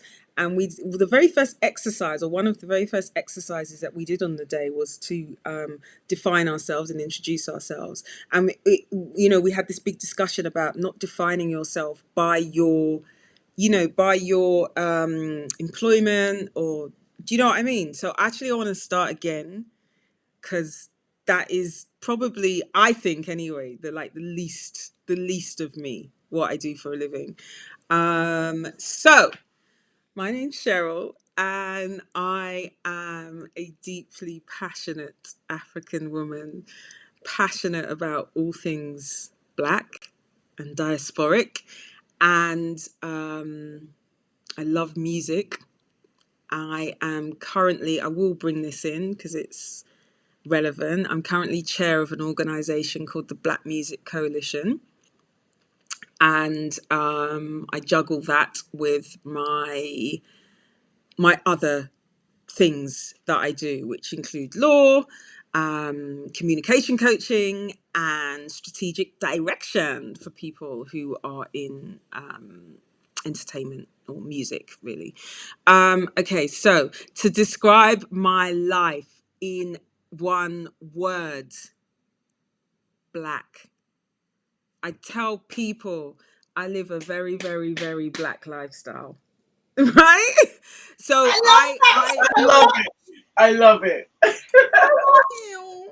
No, it's like it's actually big facts, because I lean into, you know, my blackness in all areas of my life, because that's my support. That's, you know, that's where I get so much of me from. Even, you know, I'm Nigerian, and although maybe in Nigeria I wouldn't define myself as black, here I am, you know, politicized and indeed described as black. So let's just go with that. But yeah, I lean heavily into my cultures, my Nigerian culture, my black culture here in the UK, from everything that I take in and everything that comes from me. So yeah, that's going to be my words. It's going to be black. Go, go, go. Thank you very much. Oh, I absolutely love that. That was like one of the best answers I think we've ever had. That was wicked. But you know, you actually did it. You have become the lawyer that all of our parents truly wanted us to be, and you've taken it far, and you literally are at the top echelons of your field. Was it drummed into you, or did you naturally decide that you wanted to be a lawyer? Yeah, no, I definitely decided that I wanted to be a lawyer, because I remember, so there are two things. I remember being in primary school, and I remember my head teacher at the time coming into, I think it was a classroom, or it could have been the hall for assembly, but I just remember him, I don't know if he was addressing me, but I was somebody who would always speak out. So I may just have, you know, just have responded. But the question was, what do you want to be when you grow up? And I said either a lawyer or a hairdresser, right? So I remember that. And so that, it must have been in my mind. But then also I remember when I came to choose my A-levels, and my dad was like, now you must do chemistry, biology and physics. So when I heard those, I was like, what? Like, and this is like a big moment for me, because like my dad would have, yes, now let him make decision. For what? That's my dad now, for sure. So when he said that, I was like, what? Why? Why would you do that to me? He said, because you're going to be a doctor. And I was so shocked. I was like, me, daddy, that doesn't like blood. Like, how is this going to work? And he was like, oh. And so then I remember saying, I'm going to be a lawyer. And of course, what he's not going to say anything to that. I'm sure he was jubilating inside. It could even have been a double bluff. Now I'm thinking about it. That could have been a double bluff, right? To make me choose, or make me state that that's what I wanted to do. So it was definitely something that I wanted to do, and I wanted to pursue. And yeah, so I just did. I have a big question to this. Like, are you the cousin that every auntie and uncle refers to? Like, you know, look at SHERYL, she's a lawyer. What are you doing with your life? Are you that? Do you know what? I don't know. I don't know, because, you know, if we're gonna be real about it, in other areas, they might be like, where's your husband? Do you understand what I mean? So there's that. So, you know, honestly, I don't know. And I have, you know, all of my cousins, certainly some of my cousins in Nigeria have been called to bar. Like one of my young cousins recently is called to bar. Saw her picture. I was like, oh, wonderful. So like, you know, people are doing their thing. My cousins here doing their thing. So yeah, perhaps not. I hope not. I don't want to be held up like that, because as I said, that's the least of me as well. Like the people who know me, some of my friends will even be like, they say to me, like, I'm thinking of one of my friends in particular, are you even really a lawyer? Because you're so ditzy. Are you sure you're not admin assistant in that chambers? And I just like, you know what? I can't lie. I have several ditzy. I mean, my smart moments punctuate the ditzy moments, not the other way around. So yeah, I don't know. I hope I'm not lauded as in that sense as the comparable success, because yeah, like I said, that I hope is not that's not the lead of me. Okay, Cheryl, I've known you for years and years and years on end, and you've always had a no nonsense approach to life. You're not afraid to speak out, speak your mind, and say what's on your chest, which is actually commendable, because not everyone has that gumption to do that. So have you always been like that? And who was young Cheryl? Has it been from day one, like, don't fuck with Cheryl, you know? Or is it something that you evolved and shaped as, this is who I'm going to be? Do you know what? I definitely have always been a talker, right? So my social handle, She Talks, is an ode to that, is a hint to that. I have always been a talker, and I have always disliked injustice and imbalance, right? So in any given situation, I would point that out, whether it be, quietly on the side or just being like, no. And, people who schooled with me would definitely say, we didn't know she would be a lawyer. Because there were some passionate moments about things. And yeah, you really couldn't, some people really couldn't tell me much when I was younger. But the thing is, like, one of the things that I hate is, like, so when I'm talking to someone, or, we might be just debating about something, and then, someone will say, and to be honest, I keep saying someone, guys, yeah. Sometimes guys might say, oh, you're not in court now. Like, as if the fact that I am maybe putting my point passionately or not agreeing with their point is informed by the fact that I'm a lawyer. And it's the reason why that really grinds my gears is because, my personality was always my personality. So it's not that. It's not that. I'm just, I was taught, my dad encouraged me to speak up. My dad encouraged me to think critically about things. And so that's what I do. And I just, I've been like that since I was young. And so that's what I do. So it's not my job. It's perhaps my personality, in fact, informed the profession that I went into, and not my profession, certainly not informing my personality at all. That is, that's not it. Yeah. So yeah, So I like. you obviously, you're a woman like us. You speak your mind. You say what you feel. Okay. So this is all, you're quite and if I don't, my face says it for me. Again, you're in a room with people who are the same, honey. So you've got a podcast, and it's called Two Girls and a Mic, and it's we're on hiatus at the moment, though. But yeah. You still got the team, man. You still got the team. It's still there.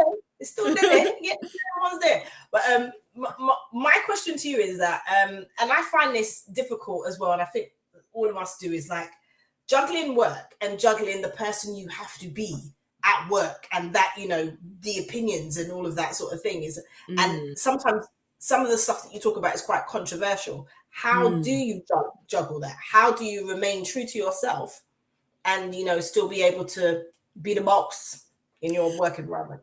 Well, you know what it is? I think the ability to be yourself at work, again, for me, and it may be a privileged and fortunate position to be in, but I'm in a line of work that necessitates me speaking out against imbalance and injustice, right? And so my particular position in this world is that I'm a Black woman. So with all the politics that comes with, and all the talking points that comes with, they are actually mirrored through things that I see in my work. So I say all that to say that some of the things that I say and I'm dealing with at work I see them in society, and my voice is the same about them. And in the line of work that I do, so in terms of like the criminal stuff that I do as a criminal barrister, I only defend, right? So I'm on the side of individuals. So again, that positioning means that it's the same, isn't it? It's lending your voice, advocating on behalf of individuals and people who are up against, in criminal cases, the state. A state will bring the allegation. You have a victim, but the state brings allegations. The Crown bring allegations against people, and so I just think that my personality fits in with that role. That my personality fits in with being the chair of this Black Music Coalition, which is all about trying to eradicate, specifically anti-Black racism within the music industry. So in that space, I only need to be myself, right? I actually don't need to conform into anything.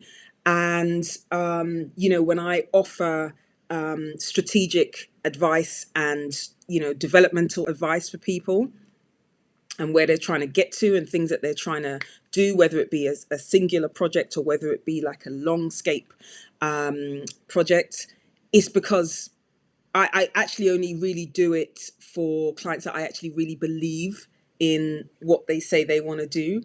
So it's very easy for me. If I'm not believing in it, I wouldn't agree to lend my services to it. When I do communication coaching, I love talking. I love the art and the skill of communication. So what I'm trying to say is I think it all comes from the same hymn sheet.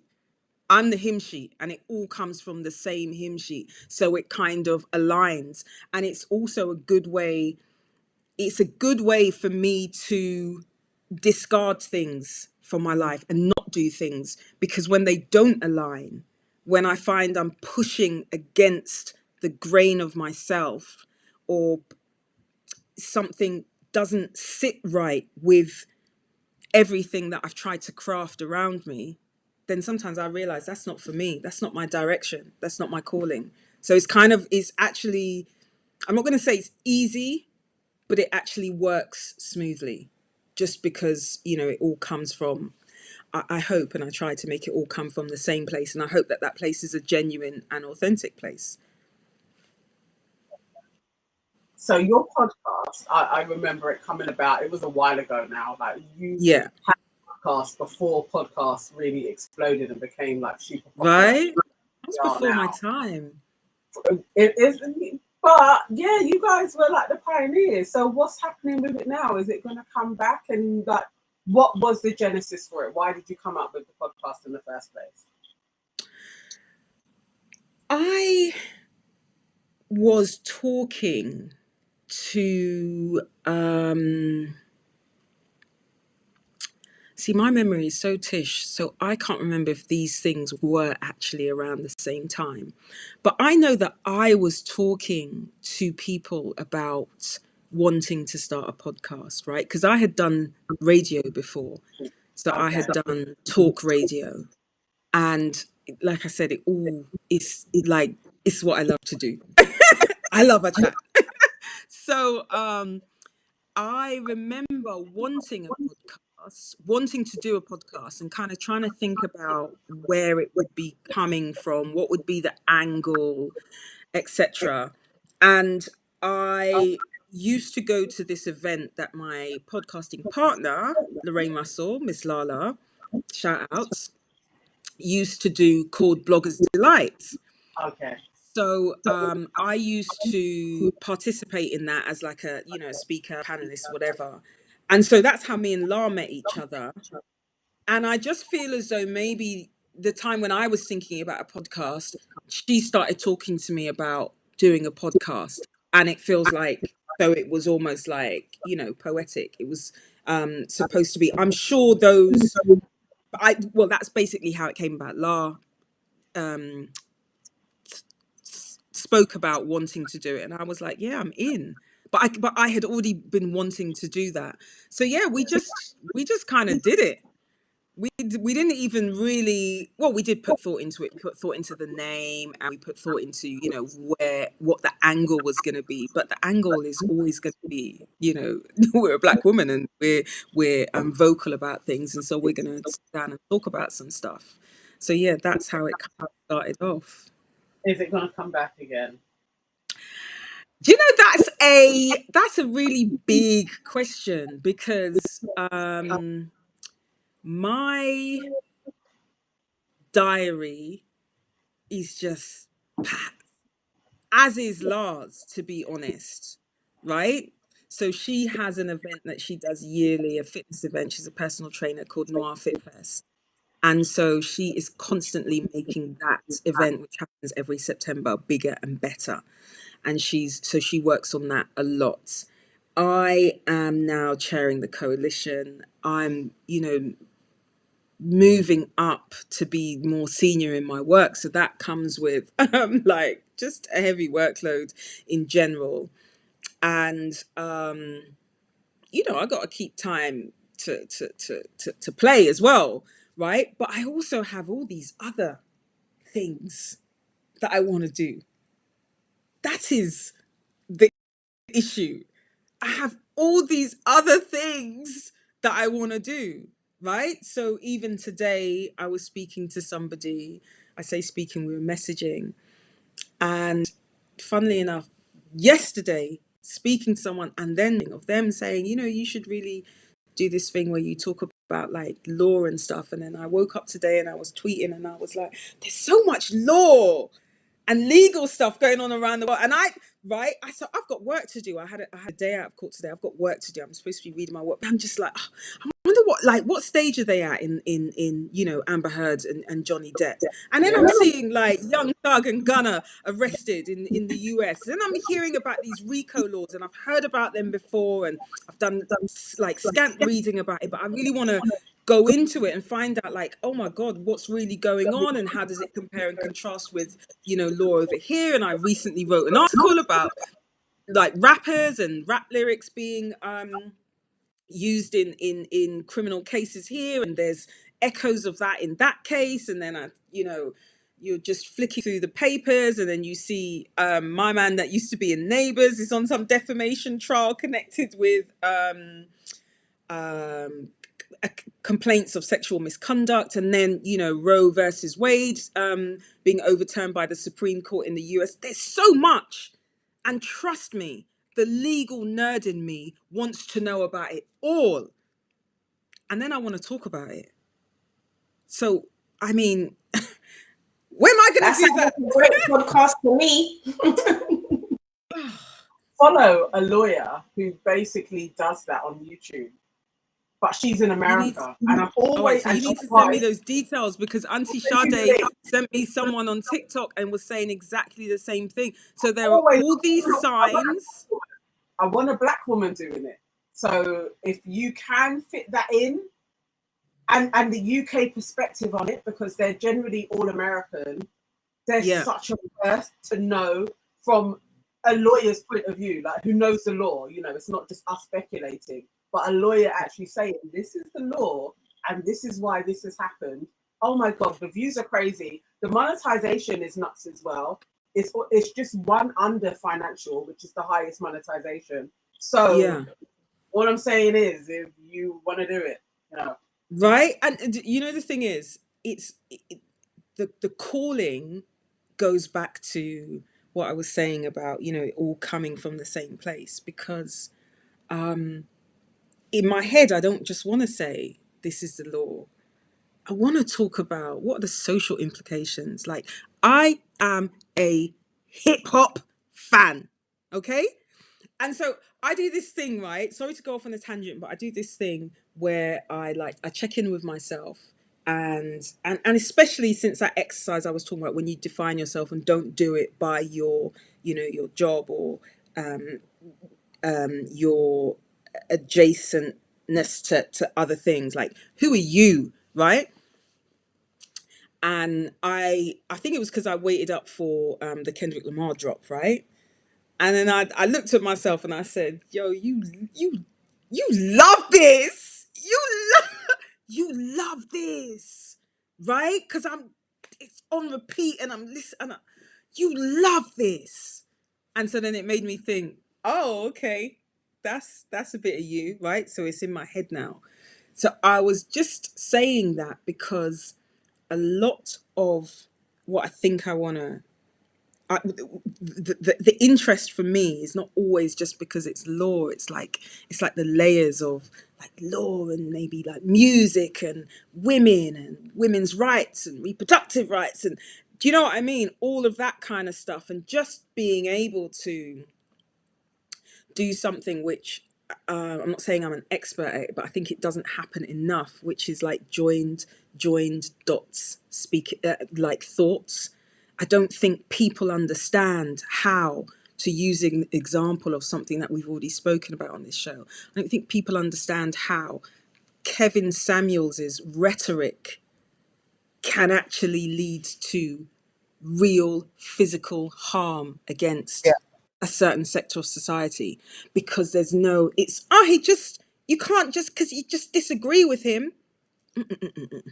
If I just disagreed with him, it'll be happy days now. I don't agree. And now that's fine.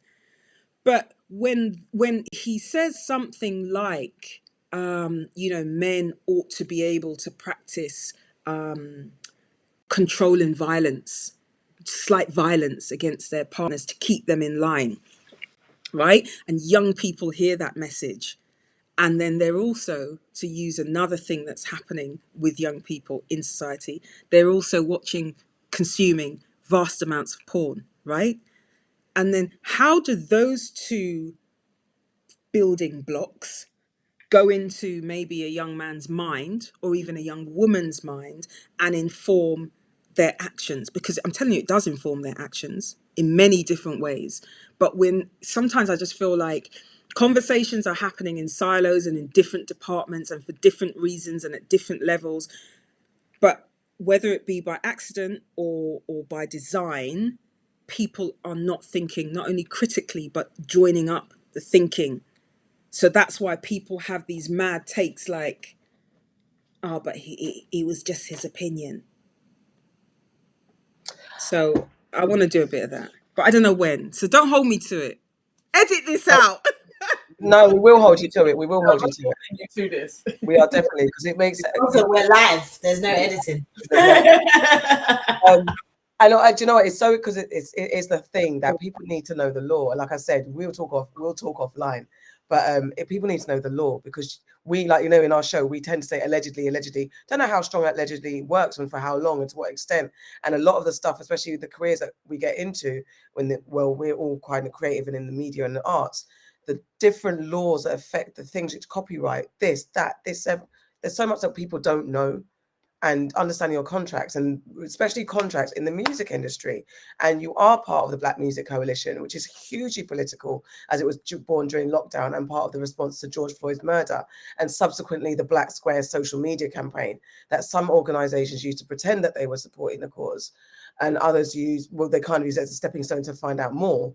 But I definitely remember the Black Music Coalition birth in that moment, and being skeptical before I knew who was involved, because I know that you can expand on who's involved, but before I knew you guys were involved specifically, so I think I know nearly all of you individually, I was very skeptical of the response, the Black Square response, especially from the music industry, because I think the music industry has done a number on Black people and Black culture specifically. So can you please just expand on what the Black Music Coalition is and the work you hope to achieve with it? Okay, so yeah, like I said, the Black Music Coalition, and you're absolutely right, it was the genesis of the Black Music Coalition, really was that moment in 2020 after the murder of George Floyd. And remember that came off the back of other high-profile killings in America. So Breonna Taylor, Ahmaud Arbery, and all the rest of it. And if I just pause there, some people are like, "Oh, those are American names that happened in America." When I say that my lifestyle is Black and I lean heavily into that, right? Black Americans, they're my cousins as far as I'm concerned, because I understand I understand why they're there, for starters, right?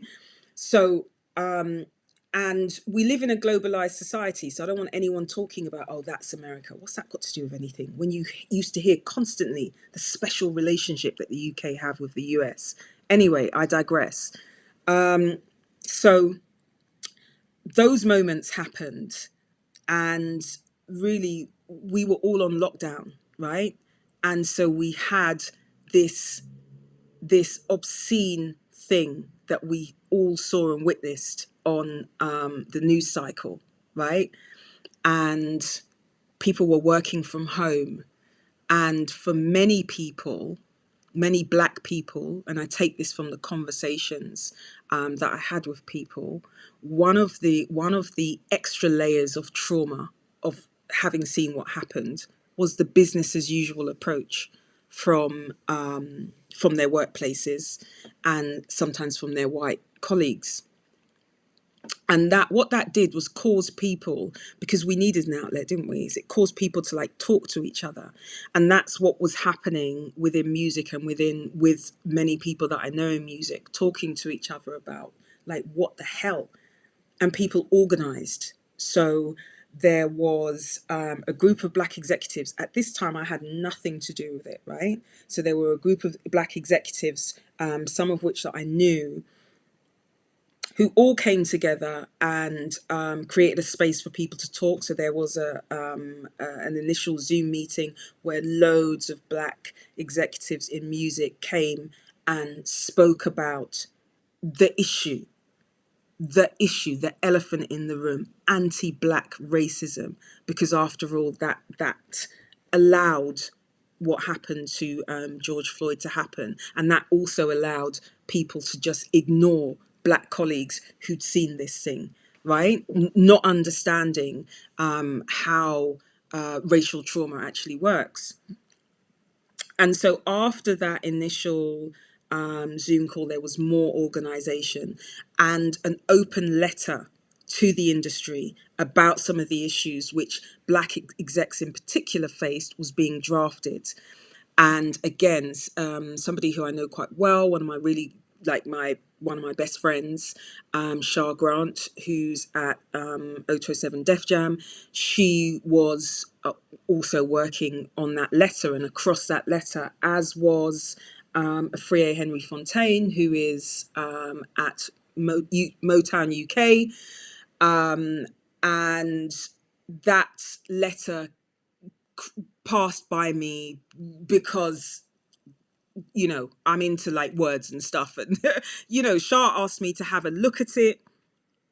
And we had been having conversations anyway about what had been going on, both in her profession and in the legal profession, because there were also, you know, ripples of trauma and upset and people vocalizing racist incidents that they'd had within the profession. So it was almost like the same things going on, but in different professions.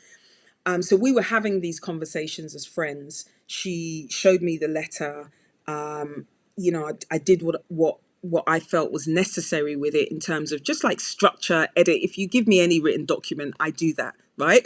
So just kind of that kind of input. And that also enhanced our conversations about what was going on in the music space.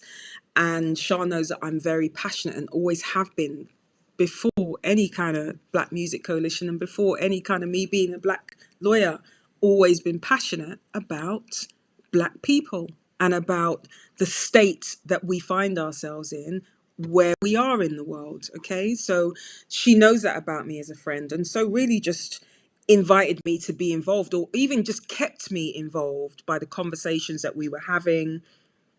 And then when the organization became more and more of a thing, from a seedling idea to an actual move towards that kind of organization, and this is happening in a really short space of time, you know, I think there had been some conversations between some Black execs, and as I say, I knew some people from the industry, so, you know, they knew who I was, they knew what I was about. And so I was invited to chair it, and it was something that I you know, I did think about it, but it felt like it had synergy with what I wanted to do, with what I was saying, with stuff that I was even doing within my profession at the time, with my Inns of Court, with my chambers, etc. So I accepted, and nearly 2 years later now, here we are. What? So just quickly, what do you hope to achieve? Like, what are the main goals? Well, do you know what? We just had a strategy day earlier this year. And when I say we, it was the exec committee. So I sit on the executive committee of the Black Music Coalition, and I sit on that in my capacity as chair, along with Shah Grant, along with Afriye Henry Fontaine, and along with another brilliant Black female music exec called Kamali Scott-Jones, who's at Parlophone.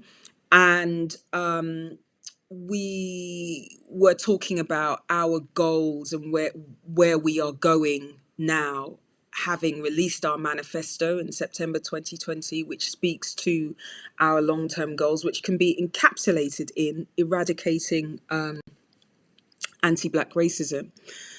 So we spoke about how we were going to drive that, which still remains our driver, forward.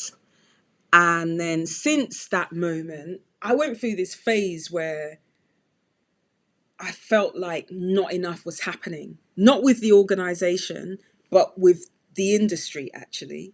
I felt like not enough was happening, and I was getting really, really exercised by it. And I was doing that thing where I put a lot of pressure on myself, and I start thinking about, you know, my own performance. Like, what am I doing?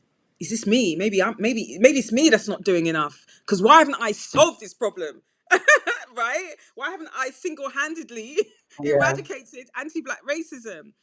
Okay, so then we had another meeting, and I really just want to get what Kamali Scott-Jones, I don't know why I keep saying her surname like that, like really out here, but I really want to get what she had said when I had expressed the pressure that I'd probably put myself under and my angst about what are we doing, right?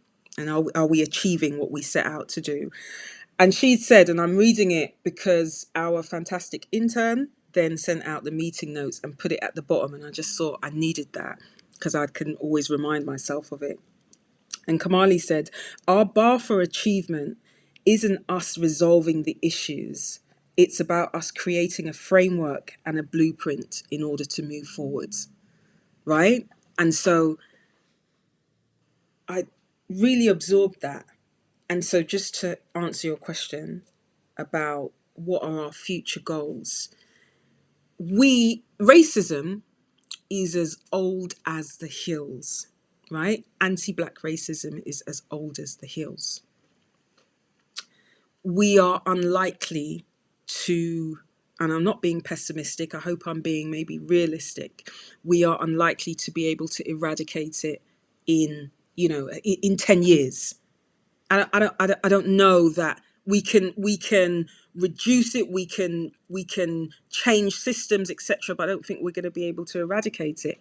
But certainly what the Black Music Coalition will do, and I put my word on that, what we'll do is create the blueprint and the framework for actual change, right? So that changing of the system, we can push that forward. That eradication of racism in the spaces, the workspaces, and in the individuals that it resides, through the work and the initiatives and the education and the lobbying that we will do and do, we will create a blueprint for others who come before us, because we also come after others who have already done this work. Others that come after us, rather, will be able to follow through and continue pushing forward. And so, yeah, I think I hope it hasn't been too kind of esoteric and abstract, but that's actually, that's the goal. Fair, that's fair. So So, I mean, I'm very interested in how you've just phrased that, because one of the things that's just come up recently, as you know, is the latest allegations about Tim Westwood. And I just wanted to get your thoughts on, within the music industry, what do you think needs to be changed in order to, to move on from people that have not only enabled Tim Westwood, but Tim Westwood himself from being able to do what he's done, allegedly. That word, allegedly. Well, look, if I have my way, we're not move on from it. We're going to stand in it, and we're going to examine it, and we're going to understand like how it came to be.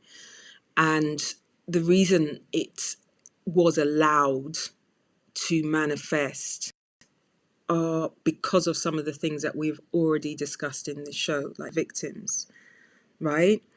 And again, the subject is layered with so many of my other kind of like social thoughts.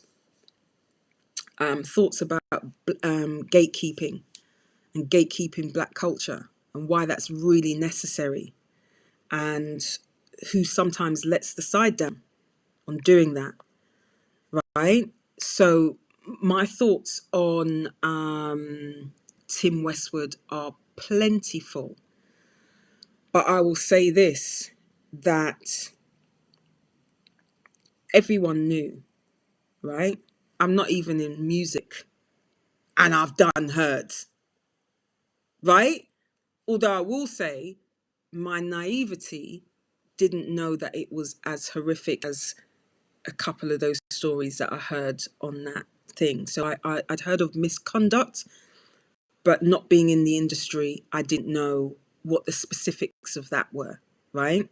And you also have your own social, your own social like interactions that Tim Westwood managed to find himself into, right, in your teens. But I feel as though there is yet to be a proper reckoning on all of the issues which have allowed somebody like Tim Westwood, if what he's said to have done is true, to be able to be in that environment and move freely and unchecked in that very Black environment, right? And I'm specifically saying in that very Black environment, because it's an indictment upon community and whether or not community actually exists for him to have been able to do that. So my thoughts are that we can't move on from it. We need to look at it and we need to vocalize specifically how and why he was able to do that. And that's going to mean a lot of calling out and a lot of frank talking. I'm into that. But a lot of people aren't, A lot of people aren't. A lot of people don't want to speak frankly. And that's where the problem is. And that's why. And I'm telling you, when you come from the same hymn sheet all the time, because this keeps happening, you have a long conversation with an individual people and everything comes full circle. But I'm waffling. I'm saying it because I said about victims and victimhood. We've already discussed that. We've discussed white female victimhood and like compare and contrast that with Black female victimhoods. And we've discussed the whole issue of community and what does it mean for community. And if Kevin Samuels can be in the community but talk down on the sector of the community, and it's up to that sector of the community to try and protect themselves, no one's coming to their protection, and that's just words. How wouldn't someone like Tim Westwood view that, not that particular scenario, but see how things roll in that community and say to themselves, oh yeah, I'm ready to roll through and do what I want there. It's a poor indictment, I think, on people who are supposed to be the protectors in a community. And that needs to be talked about. But I don't know. 100%. Definitely. I don't I know if want they to, want to talk about that. well, they don't. But we will. I want to go to your day job. Just how do you shake off like really harrowing cases? Like what do you do? And do lawyers get like mental health support? Is that in the culture? Do you have that kind of space to think about your mental health? Well, you know what? There's this new thing now, relatively new, at the bar, where people are talking about well-being at the bar because you know the profession is a high stress profession, right? And you know it has, as I understand it, a high incidence of people who use and abuse like alcohol and drugs, and probably as a crutch for the stresses that they go through in their job as well as generally in life. So mental health awareness, well-being awareness is slowly coming into you know people's psyche within the profession. So people now have an understanding of working hours and not working outside of those hours, and how quite wrong it is to have to, you know, you're in court from like in the courtroom. I'm not even talking about what you've done in the morning to prepare to be in the courtroom, but in the courtroom from like 10 till like 4:30, and then something comes up in the courtroom like a legal argument, you got to prepare it for the next day, and you're doing that at home, and you know you might be up until what o'clock, you haven't even thought about your kids, you haven't even thought about food and all the rest of it. That takes its toll, right? And so people are kind of speaking out against that kind of culture of always being on, always having to do work at home and then come back to work in work and then take work home and do work at home, etc., etc. So yeah, I mean, people are thinking about it. There are organizations. We have a well-being person in Chambers who you can go to with your well-being needs. I personally am very much about self-care and awareness about what my actual limits are. And I say that I'm aware of it doesn't mean that I don't push the borders of it. And you know, I can engage in harmful work practices, all-nighters and all of that sort of stuff to get stuff done, right? And I have to actively tell myself, this is, you got to stop, you got to press pause, you got to take breaks and all the rest of it. So yeah, it's a thing, and it's a thing that I encourage people, especially young people coming up in the profession and through the ranks, to be really kind of cognizant of, because work takes over. I say to people that this job has a voracious appetite, and it will eat and take and eat and take and eat and take until you say stop. So that's what I have to do. So on that note, how do you relax? How do you separate yourself from that eat and take job, that voracious appetite job that sucks you in, and you have to be fully present in court? But then how do you separate that? And then you're SHERYL, who we're catching joke with, and Yeah. You know, I love a good joke, and that's yeah. you know, that's it. You know what? I like to sleep a lot. So I have a really great relationship with my wonderful bed. And that, no, it's important for me. It's important for me, like, to really like get my hours in.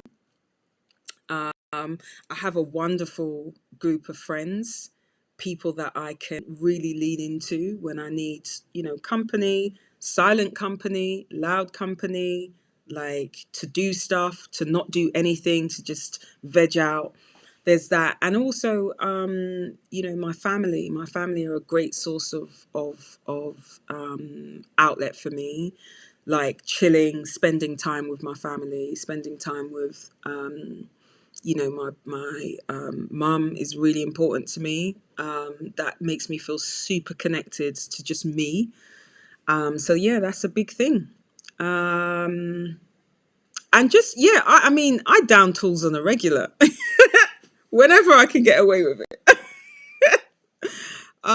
Yeah, this ain't no work kind of girl. Like, I don't know. I mean, I do work hard to get what I want to get done, like, and to get the results that I want in cases. Yeah, I go hard. When I can stop, if there's that space to stop, oh, Cheryl's gonna stop. Cheryl's gonna stop. So yeah, I just do it. I do it like that.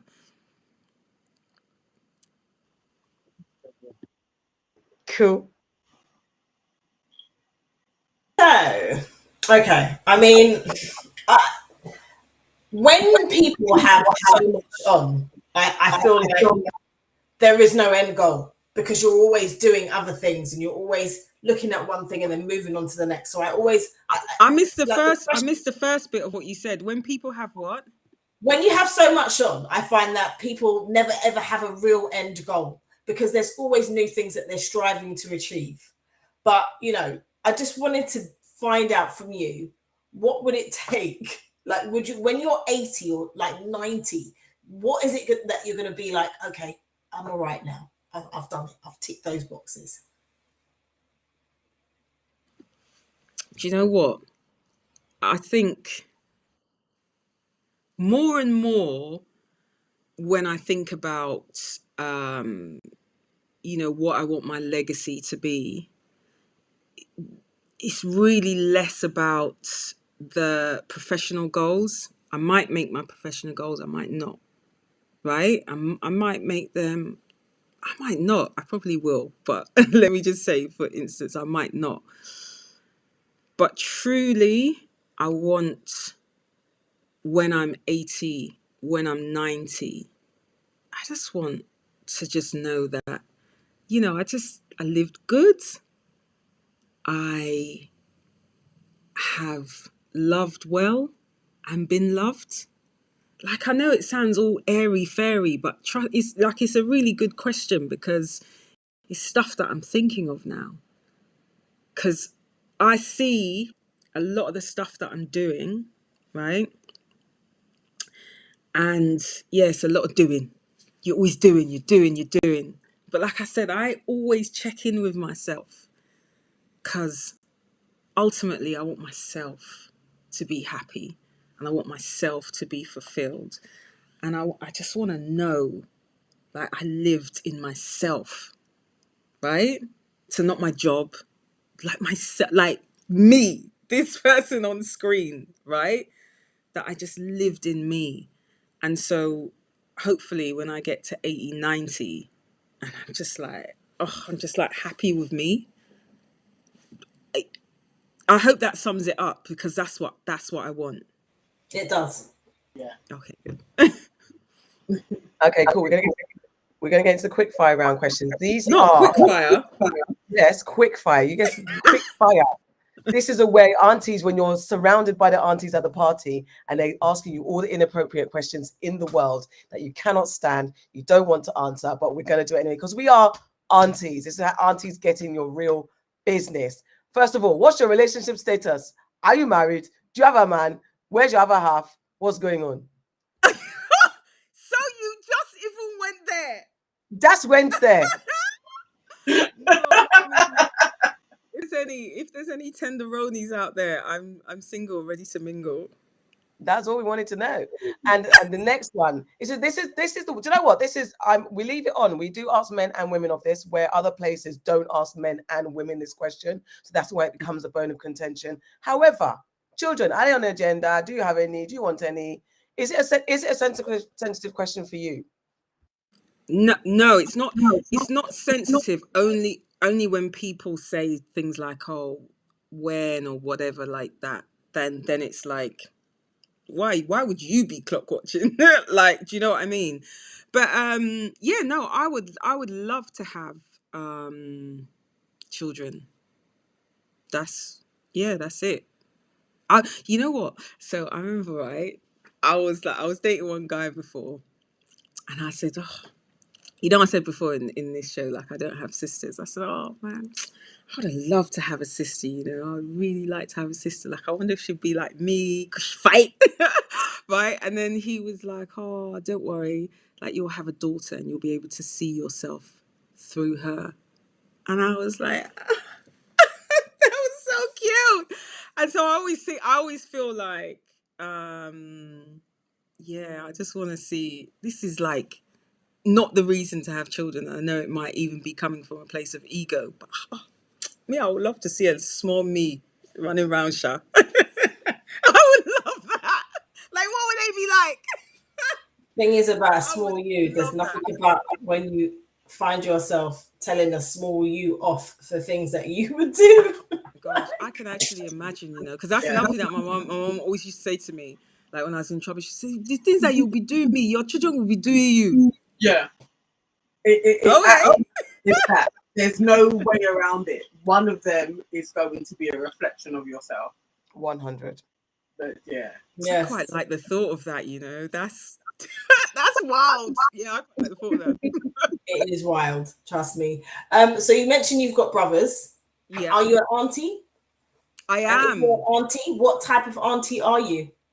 Oh my gosh. So to my niece, I am cool auntie. I am the plug.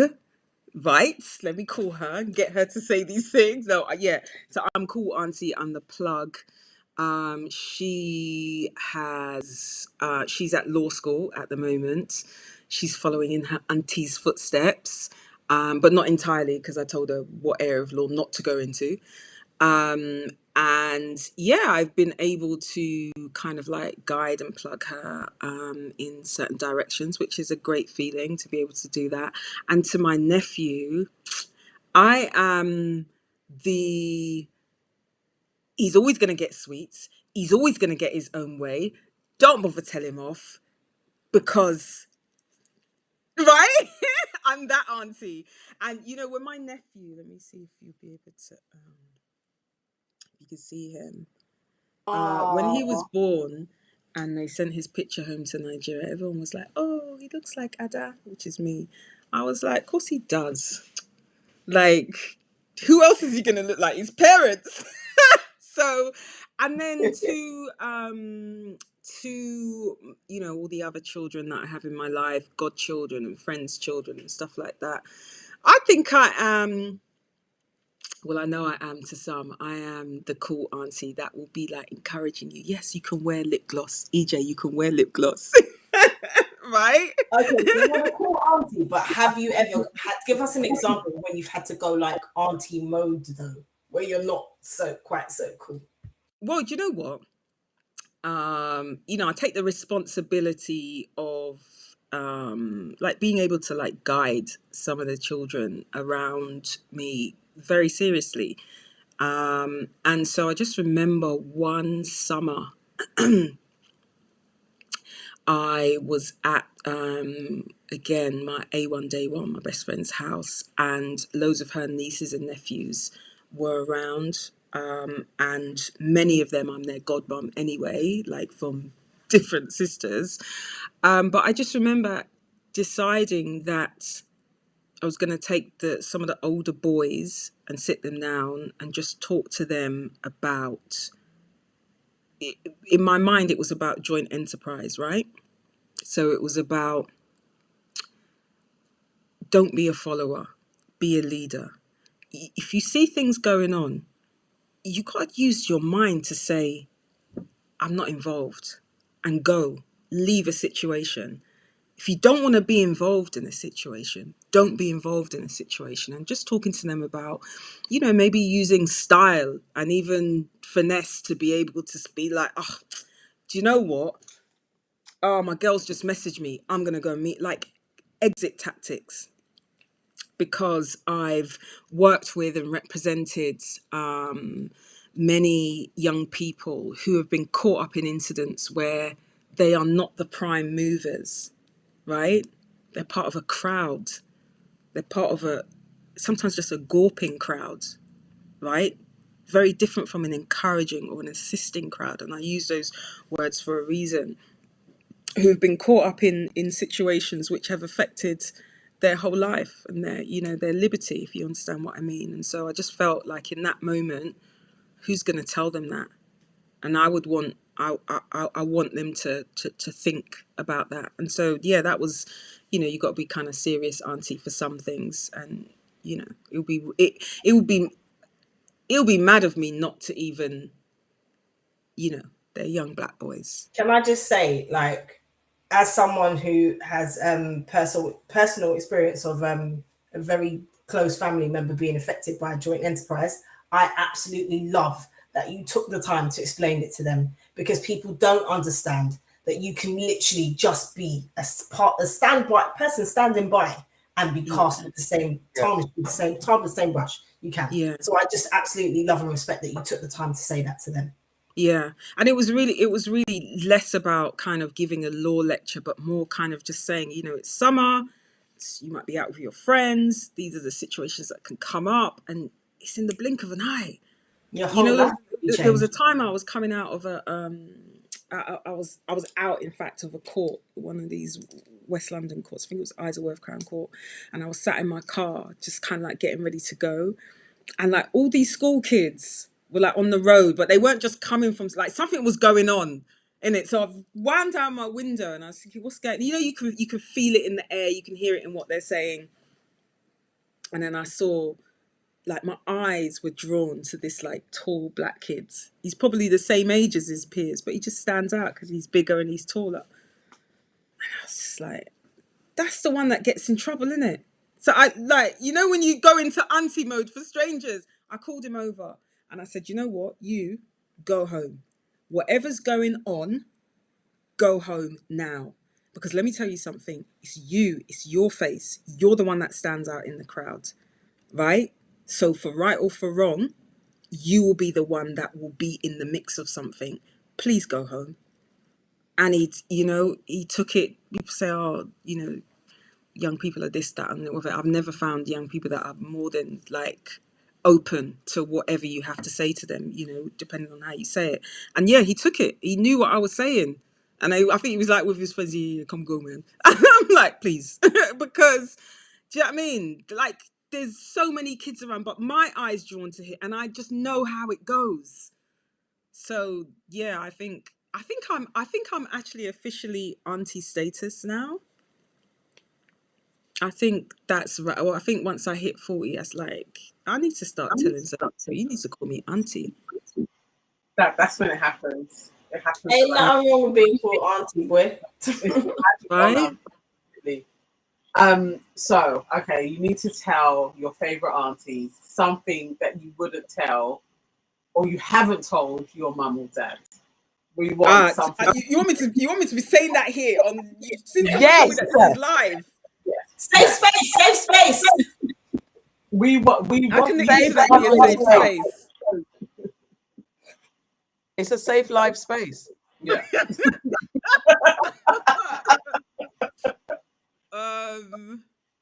Something that I haven't told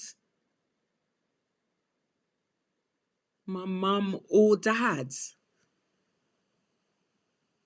Just tell us what you've done wrong that you didn't tell anybody in the first place. You tell your aunties. You always come and tell your aunties the truth. Tell us the truth.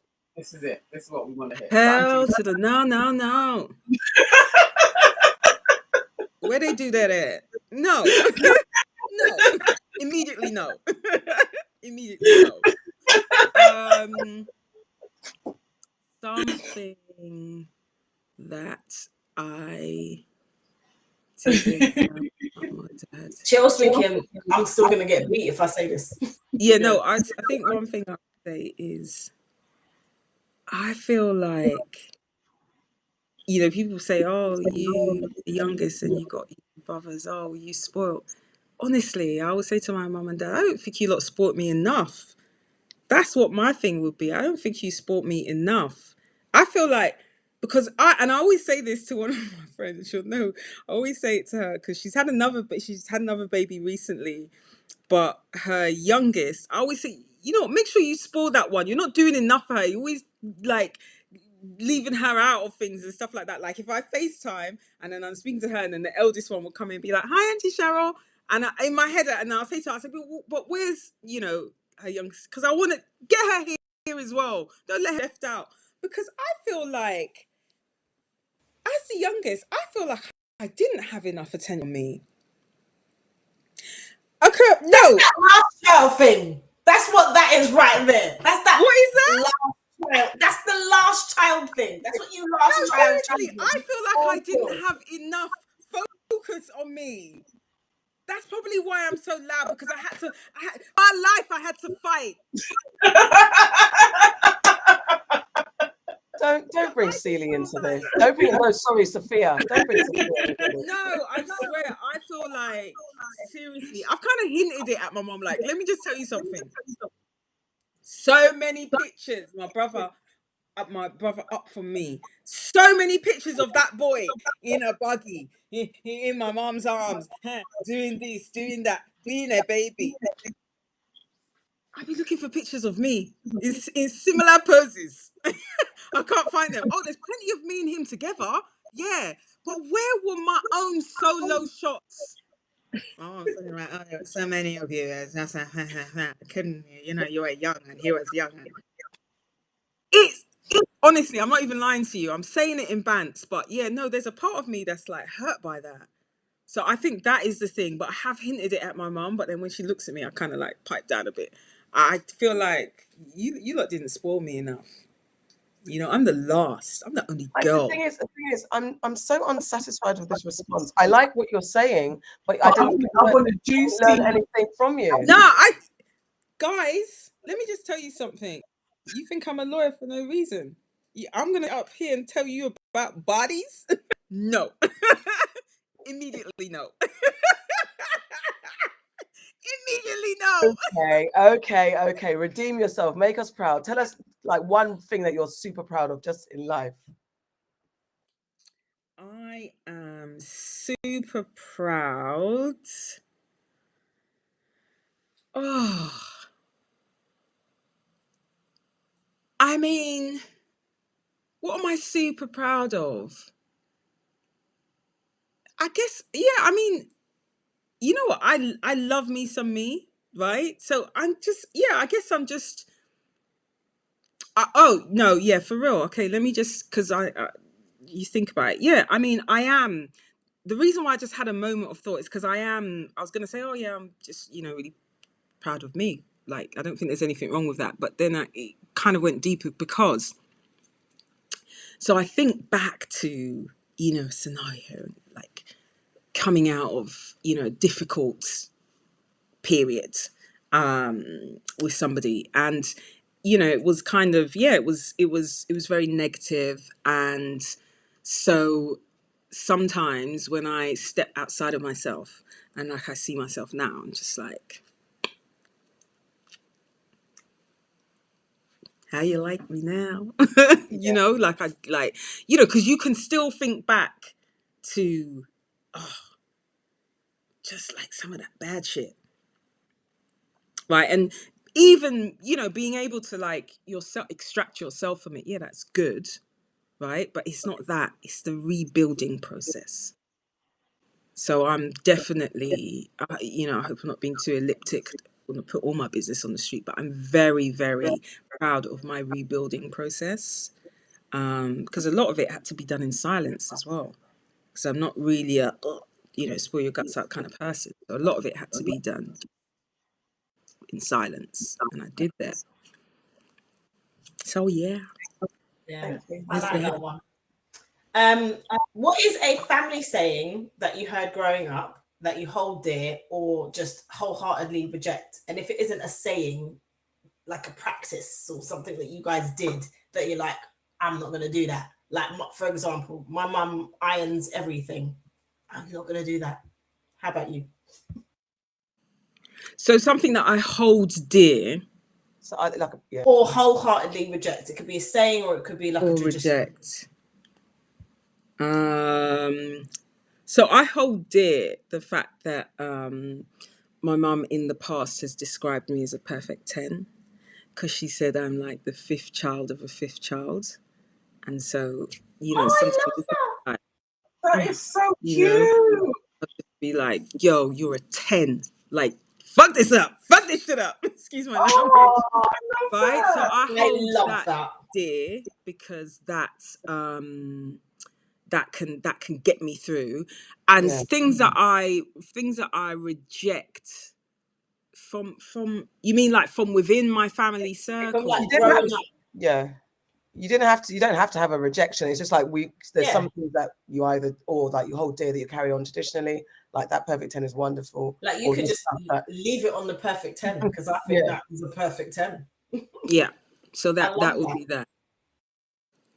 And I actually wholeheartedly reject, there's something that I do wholeheartedly reject. Anyone who knows me will know, any limitations placed upon women and femalehood. Like, yeah. That's so cute. Okay. It's me now. Unsolicited advice. Do you have any issues that you would like us to solve for you? Because as your aunties, we're happy to do that. Oh my God. You guys should have told me, because I would have come prepared. Unsolicited advice. You should have had that in your prep talk. You think I read? As a lawyer. I mean, we would want a dilemma. We would want a dilemma, but if you want our unsolicited advice, I'm sure we can muster up something. Okay, so these are all vanity factors, but I just feel like I need my stomach on flat in like 2 weeks because I'm going away. And unsolicited advice. I don't know.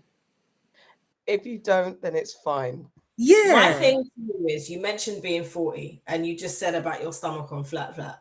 What I will say to you is this: when you hit 40, you will embrace you wholeheartedly. I know you said that you do immediately no. Wonderful. But you see stomach on flat. Girl, you look good. Do you know what I mean? That's what I'm going to say to you. You look good. I take that, and I will take that. Yeah, you know what? I definitely know that I have, unfeasible body standards. I've been affected by that, and that concerns me. Just on the serious note, that concerns, because I think if big old me will just be there looking at pictures like, oh, how come my stomach's so flat? And I know it's been like, airbrushed and all the rest of it. Like, what hope is there for people that don't even get that? But yeah, no, I know. Listen, 40 plus, please respect me, please, right? But yeah, I definitely accept all of me. But like when I wake up in the morning and then I look at my stomach in the mirror, I'm just like, oh my God, I'm so flat. And then, a good later, and I'm like, oh, why are you so round? So yeah, no, I definitely, I don't know. My friend was talking to me about Peloton bikes today. If you see me, let me tell you something. Let me tell you about Peloton. It's a bad girl thing, but you've got to have the account. It's a lot.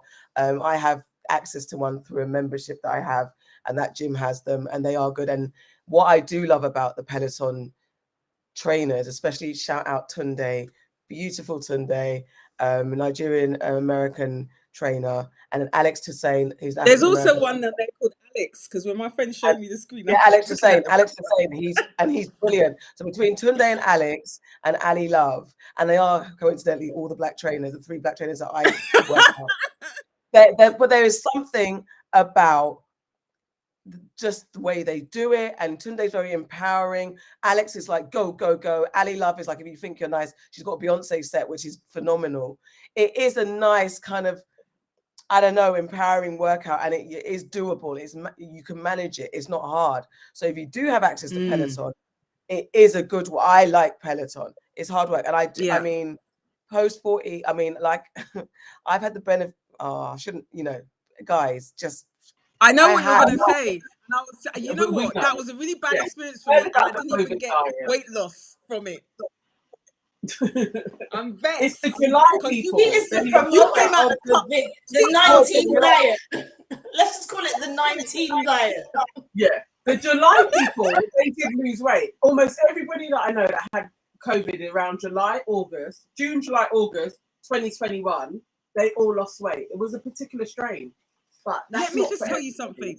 That is the strain that hit me. And honestly, I don't even usually joke about it because it was really bad. It was like one of the worst experiences of my life. But what pissed me off is then seeing, okay, I said, this girl, why is she looking so slim? And then she told me it was the 19 diet. So on top of the fact that I thought I was even going to die there, I didn't even come out of it slender.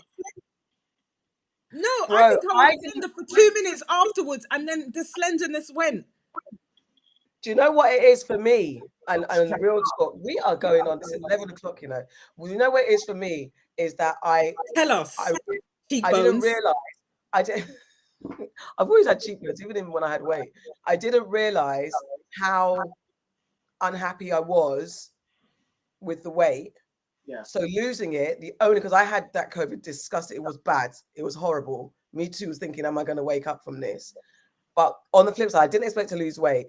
However, I have been very strict in maintaining it and I've been very conscious of not going back into it, putting on the weight that I had. And it wasn't like I was huge or anything like that, but I'm very conscious because I realized that I'm a lot freer from that excess weight that I had. That's the only reason why I've been very disciplined. Yeah. I just want the diet where I don't have to do anything and I just wake up and my body's banging. That's all I want. I'm not even Thank you.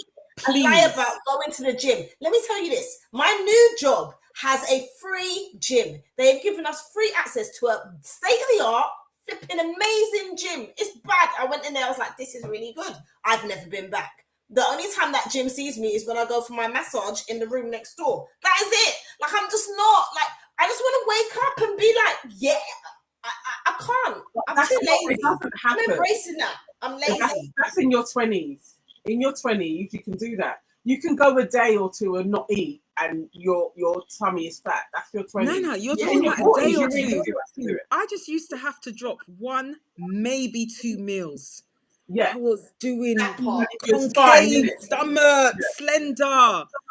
Now, listen, today I've had nuts. What else did I have today? I've had fruit, I had plums, and I've had nuts, and I've had water. And I didn't realize we were going to go on so long because I was actually going to break my, not fast, but you know what I mean? I was going to have like a full meal, like after this. I don't know how that's going to work, but I'm doing this to try. I just want flat. You know, okay, we're talking about advice. What I've noticed that also is, yeah, removing some of those excess carbs and stuff, but it's just smaller portion because I was eating, when I reflected back, I was eating, you know. I was eating. I was eating. And because I was so skinny mini before I had my daughter and through the certain years after my daughter, my metabolism was fast. I could bang out food. I could eat whatever I wanted. My portions were heavy duty. So jollof upon jollof. And I'm thinking, because I got a side of salad, it's healthy. No, I'll do wraps and I'll fill the wraps with chicken, but I'll have 2 of them. Well, I could have had 1. So for me, I think the main thing is just understanding your body, because what works for you might not work for me. Like with me, I like food. Like everyone, like you said something that really resonated with me. Like I like to eat. I need to go somewhere and know what are there food options. You will see in my face that I'm vexed that I can't eat. However, what I know is I can't eat like bad carbs. I can't eat white rice often. Like I might have white rice once every 6 months. I can't eat bread, and I have to be very conscious about those sorts of things, because when I eat that shit, I look like I'm about to give birth. So I avoid bad carbs. I'm all about good carbs. And like, you know, that's sustainable for me. I've been doing that for a while. And I notice when I fall off of that track, that's when my stomach's a bit like, So that's that on that. Guys, we must move on to what's made you sad, mad, and glad this week. Showa, did you get this homework? Because you got homework, and if you didn't do it, then you're in trouble. I did it. Test me.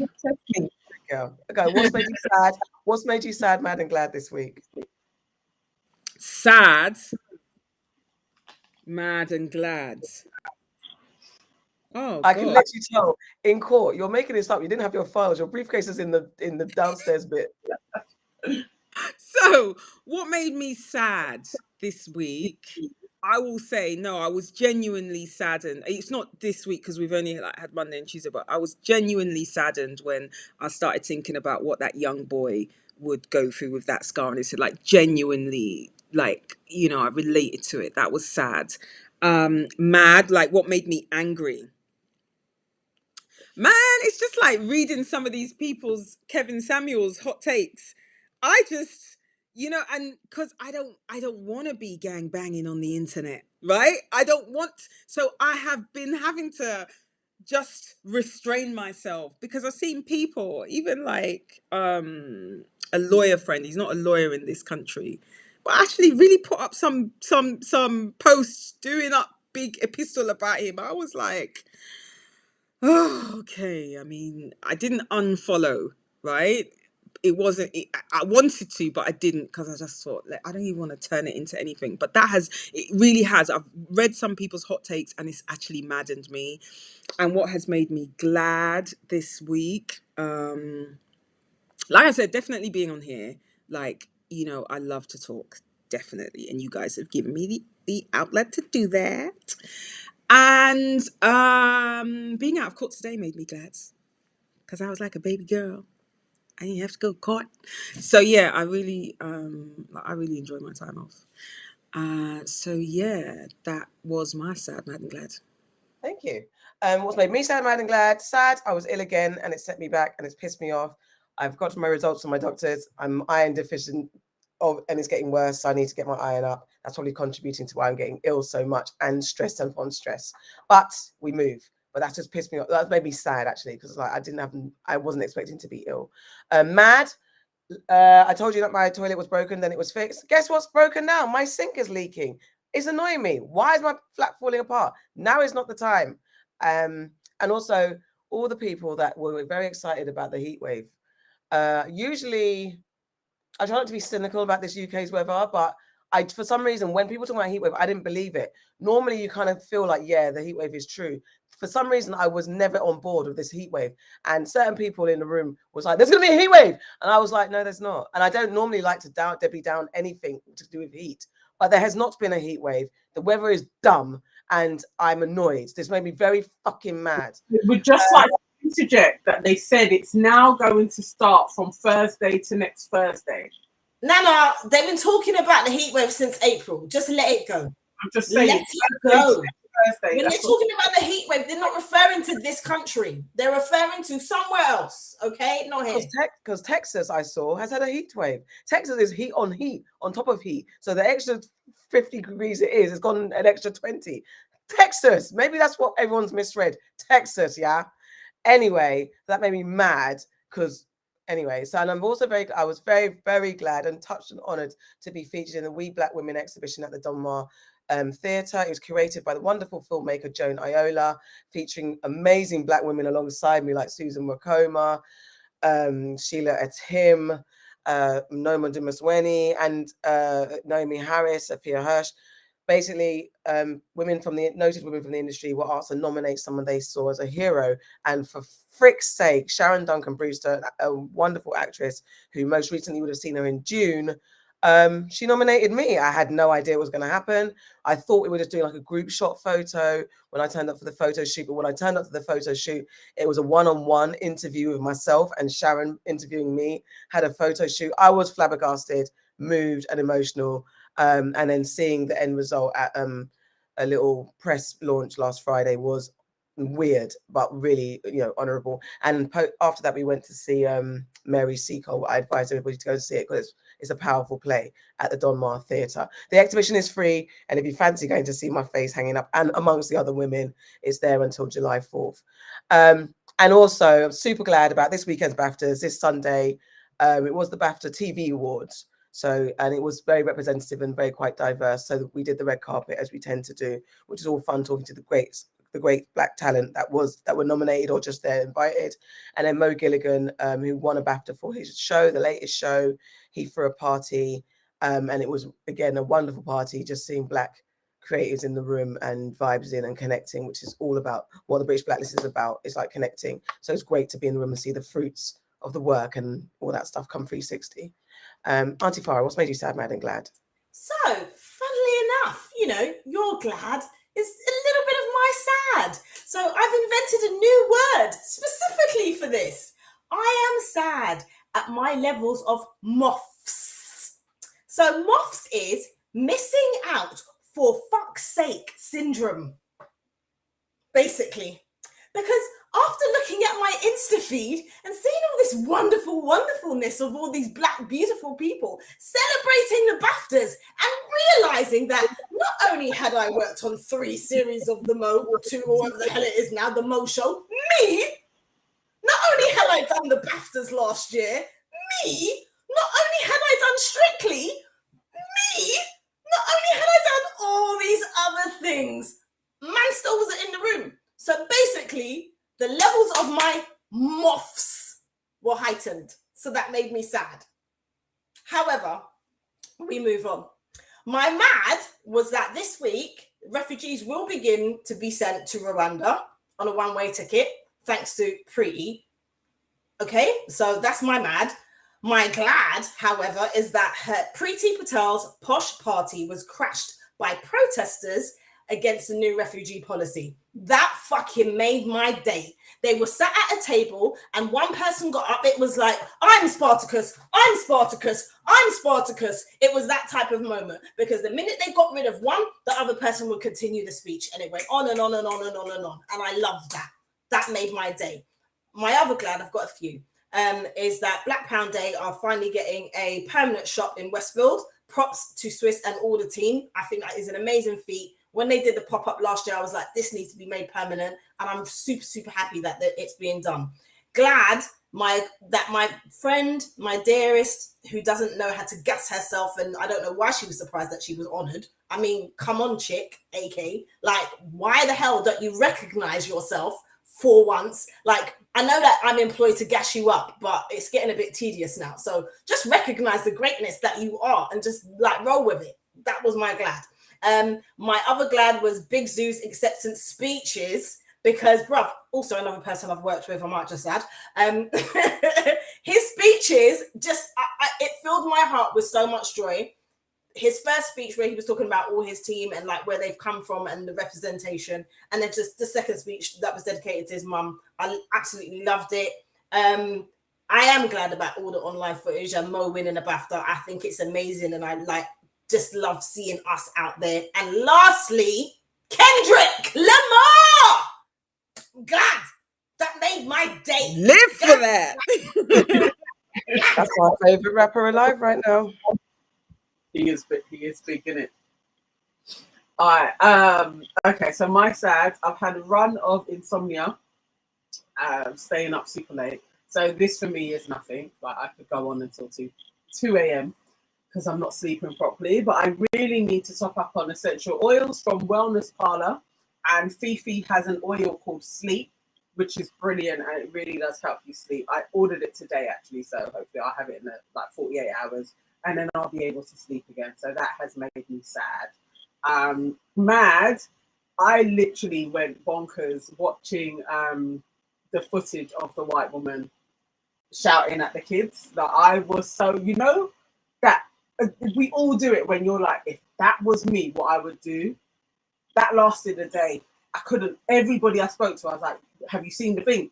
If that was me, the way I would have killed that, like, literally is that I was raging. And if that was a family member, I had so many plans for how I would stalk the woman, like keep it going, make her feel comfortable for a couple of years, and then pop out when she was crossing the road, run her over. I had so many different scenarios how I would get her.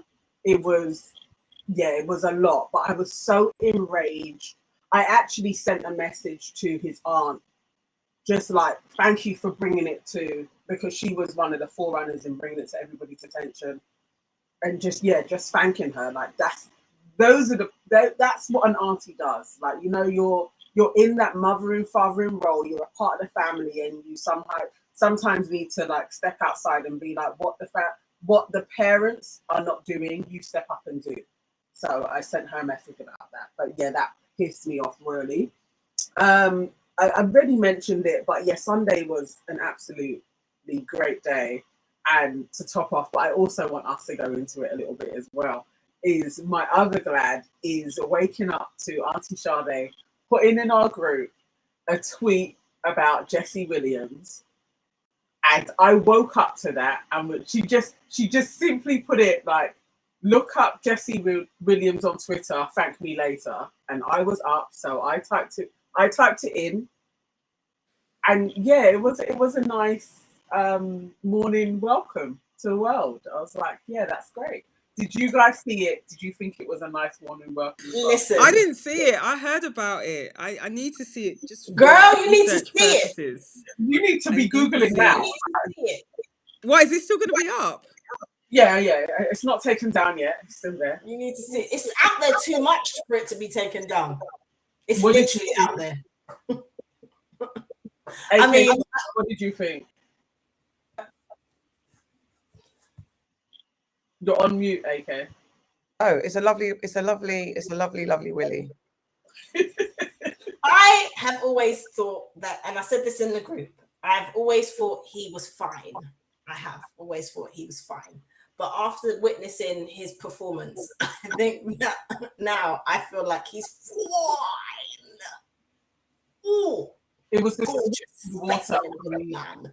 I thought the flick to the side, that video clip was, yeah. I mean, people can't say that we're objectifying him. The reason why I will say that, because he's in a play. Okay, before people come for us like that, and we're saying, "Who would you make it if it was women?" It's not like he's in his house standing up in his bathroom. He's in a play. And people knew, and he knew because he was. Sorry, feedback. He was on Trevor Noah on the Daily Show talking about it. So he put it out there that he's going to be in a show and naked, and it's he's playing. Cheryl's just seen it. He did put it out there. Yeah, he put it out there, and it's part of his character is gay, and there's a naked shower scene, and there's more to it. He kisses and he holds another white man who's also naked with his willy swinging, and it's a scene, it's a whole scene, but it was just very like, what the hell, seeing Jessie Williams, noted for Grey's Anatomy, in this full frontal glory. Also, just to add, the play is now sold out, and front row seats were going for was it $420 or $120? I can't remember what it is.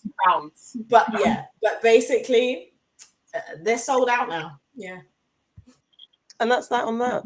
No, Cheryl, we haven't had Cheryl's reaction. Cheryl, what did you think now that you've just seen it? That dude is healthy. he's healthy. It's not even up. It's just in its normal. It's flaccid. Do you think? I thought it was like a what, semi? A chubby. Yeah, slightly stimulated. Not no. Slightly. Nah. What's stimulating it? Man's just hanging out. Like, nah. That's not full force. Maybe it's about to get into it, but and even still, it's still a healthy size. But, it has a curve, and a curve is always appreciated. Not always. It looks curved to me. It looks like a curve. I've had a curve. Anyway, we're getting into real specifics now, but sometimes a curve can be dangerous. It's late now, so it's like kids should all be asleep. It is late. Okie dokie. I mean, Biggie's got a line about kidney shifting. Yeah. No, it wasn't that big. I thought it was a good size. No, but you said a curve, and I'm talking about a curve, and because it was flaccid, we're really getting into specifics. But if it is a grower and not just a shower, then it could be dangerous. That's a huge to your thing. health. Sorry, I've got to bring this up because it's like the stark contrast to Jessie. Have you also seen that Peter Andre has been outed for having a chipolata? Apparently, Rebecca Verdi, Rebecca Verdi and Colleen Rooney. Colleen Rooney are doing their thing. It came out that Rebecca Verdi said that he has a chipolata and it's the smallest equipment she'd ever seen. The only thing is, though, she's the only girl that said that. Mel B didn't say that, and Mel B seems like the type of chick that would say that. What? Mel B's been with Peter Andre? Peter Andre, yeah. Peter Andre's had big, yeah. Really? Yeah. Wow. Before Katie, yeah. I didn't know. No, he was an international pop star, so I can imagine that. But yeah, no one has said this before, and I feel like Katie would have said it because she's been quite mean about him once they broke up and stuff. So I feel like Yes. she would have said it, and She she would have said it. hasn't. So has There's no see, I mysterious haven't. girls out there withholding information. So is Rebecca Vardy with? Not with. Had she been with him, or she's saying she just saw it? No, she's saying that she was with him, and she said that he had the smallest penis she'd ever seen. Maybe she's just saying that to get away with her trying to act like she wasn't into Wayne Rooney, or I don't really know why she's saying that shit. But I feel like that would have come out. Peter Andre's been around for a long time. I was surprised, but it was like at the closing of Jesse to Peter Andre, it was like, wow, penises are about on the 10th of May. Just updating you on the Twitter streets. It's just good to be talking about penises and not pom-poms.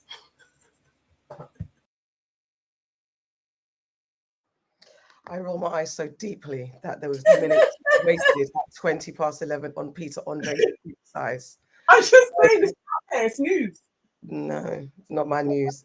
Before we go, can we please read Ronald's comment? Because Ronald's been saying a lot of stuff and we've been gassing our lives away. And he's just, let's just read his mad. That'd be quite nice. Okay. All right. So Ronald's mad is my mad. I read that the US ended the transatlantic slave trade because it was depressing the price of domestically produced slaves. After I looked into it further, I found out that there was slave breeding operations in Virginia that I guess carried on. That's quite interesting. I really want to look into that as well. He also had a quick question for you, SHERYL. SHERYL, if the opportunity presented itself, would you accept a position as a judge?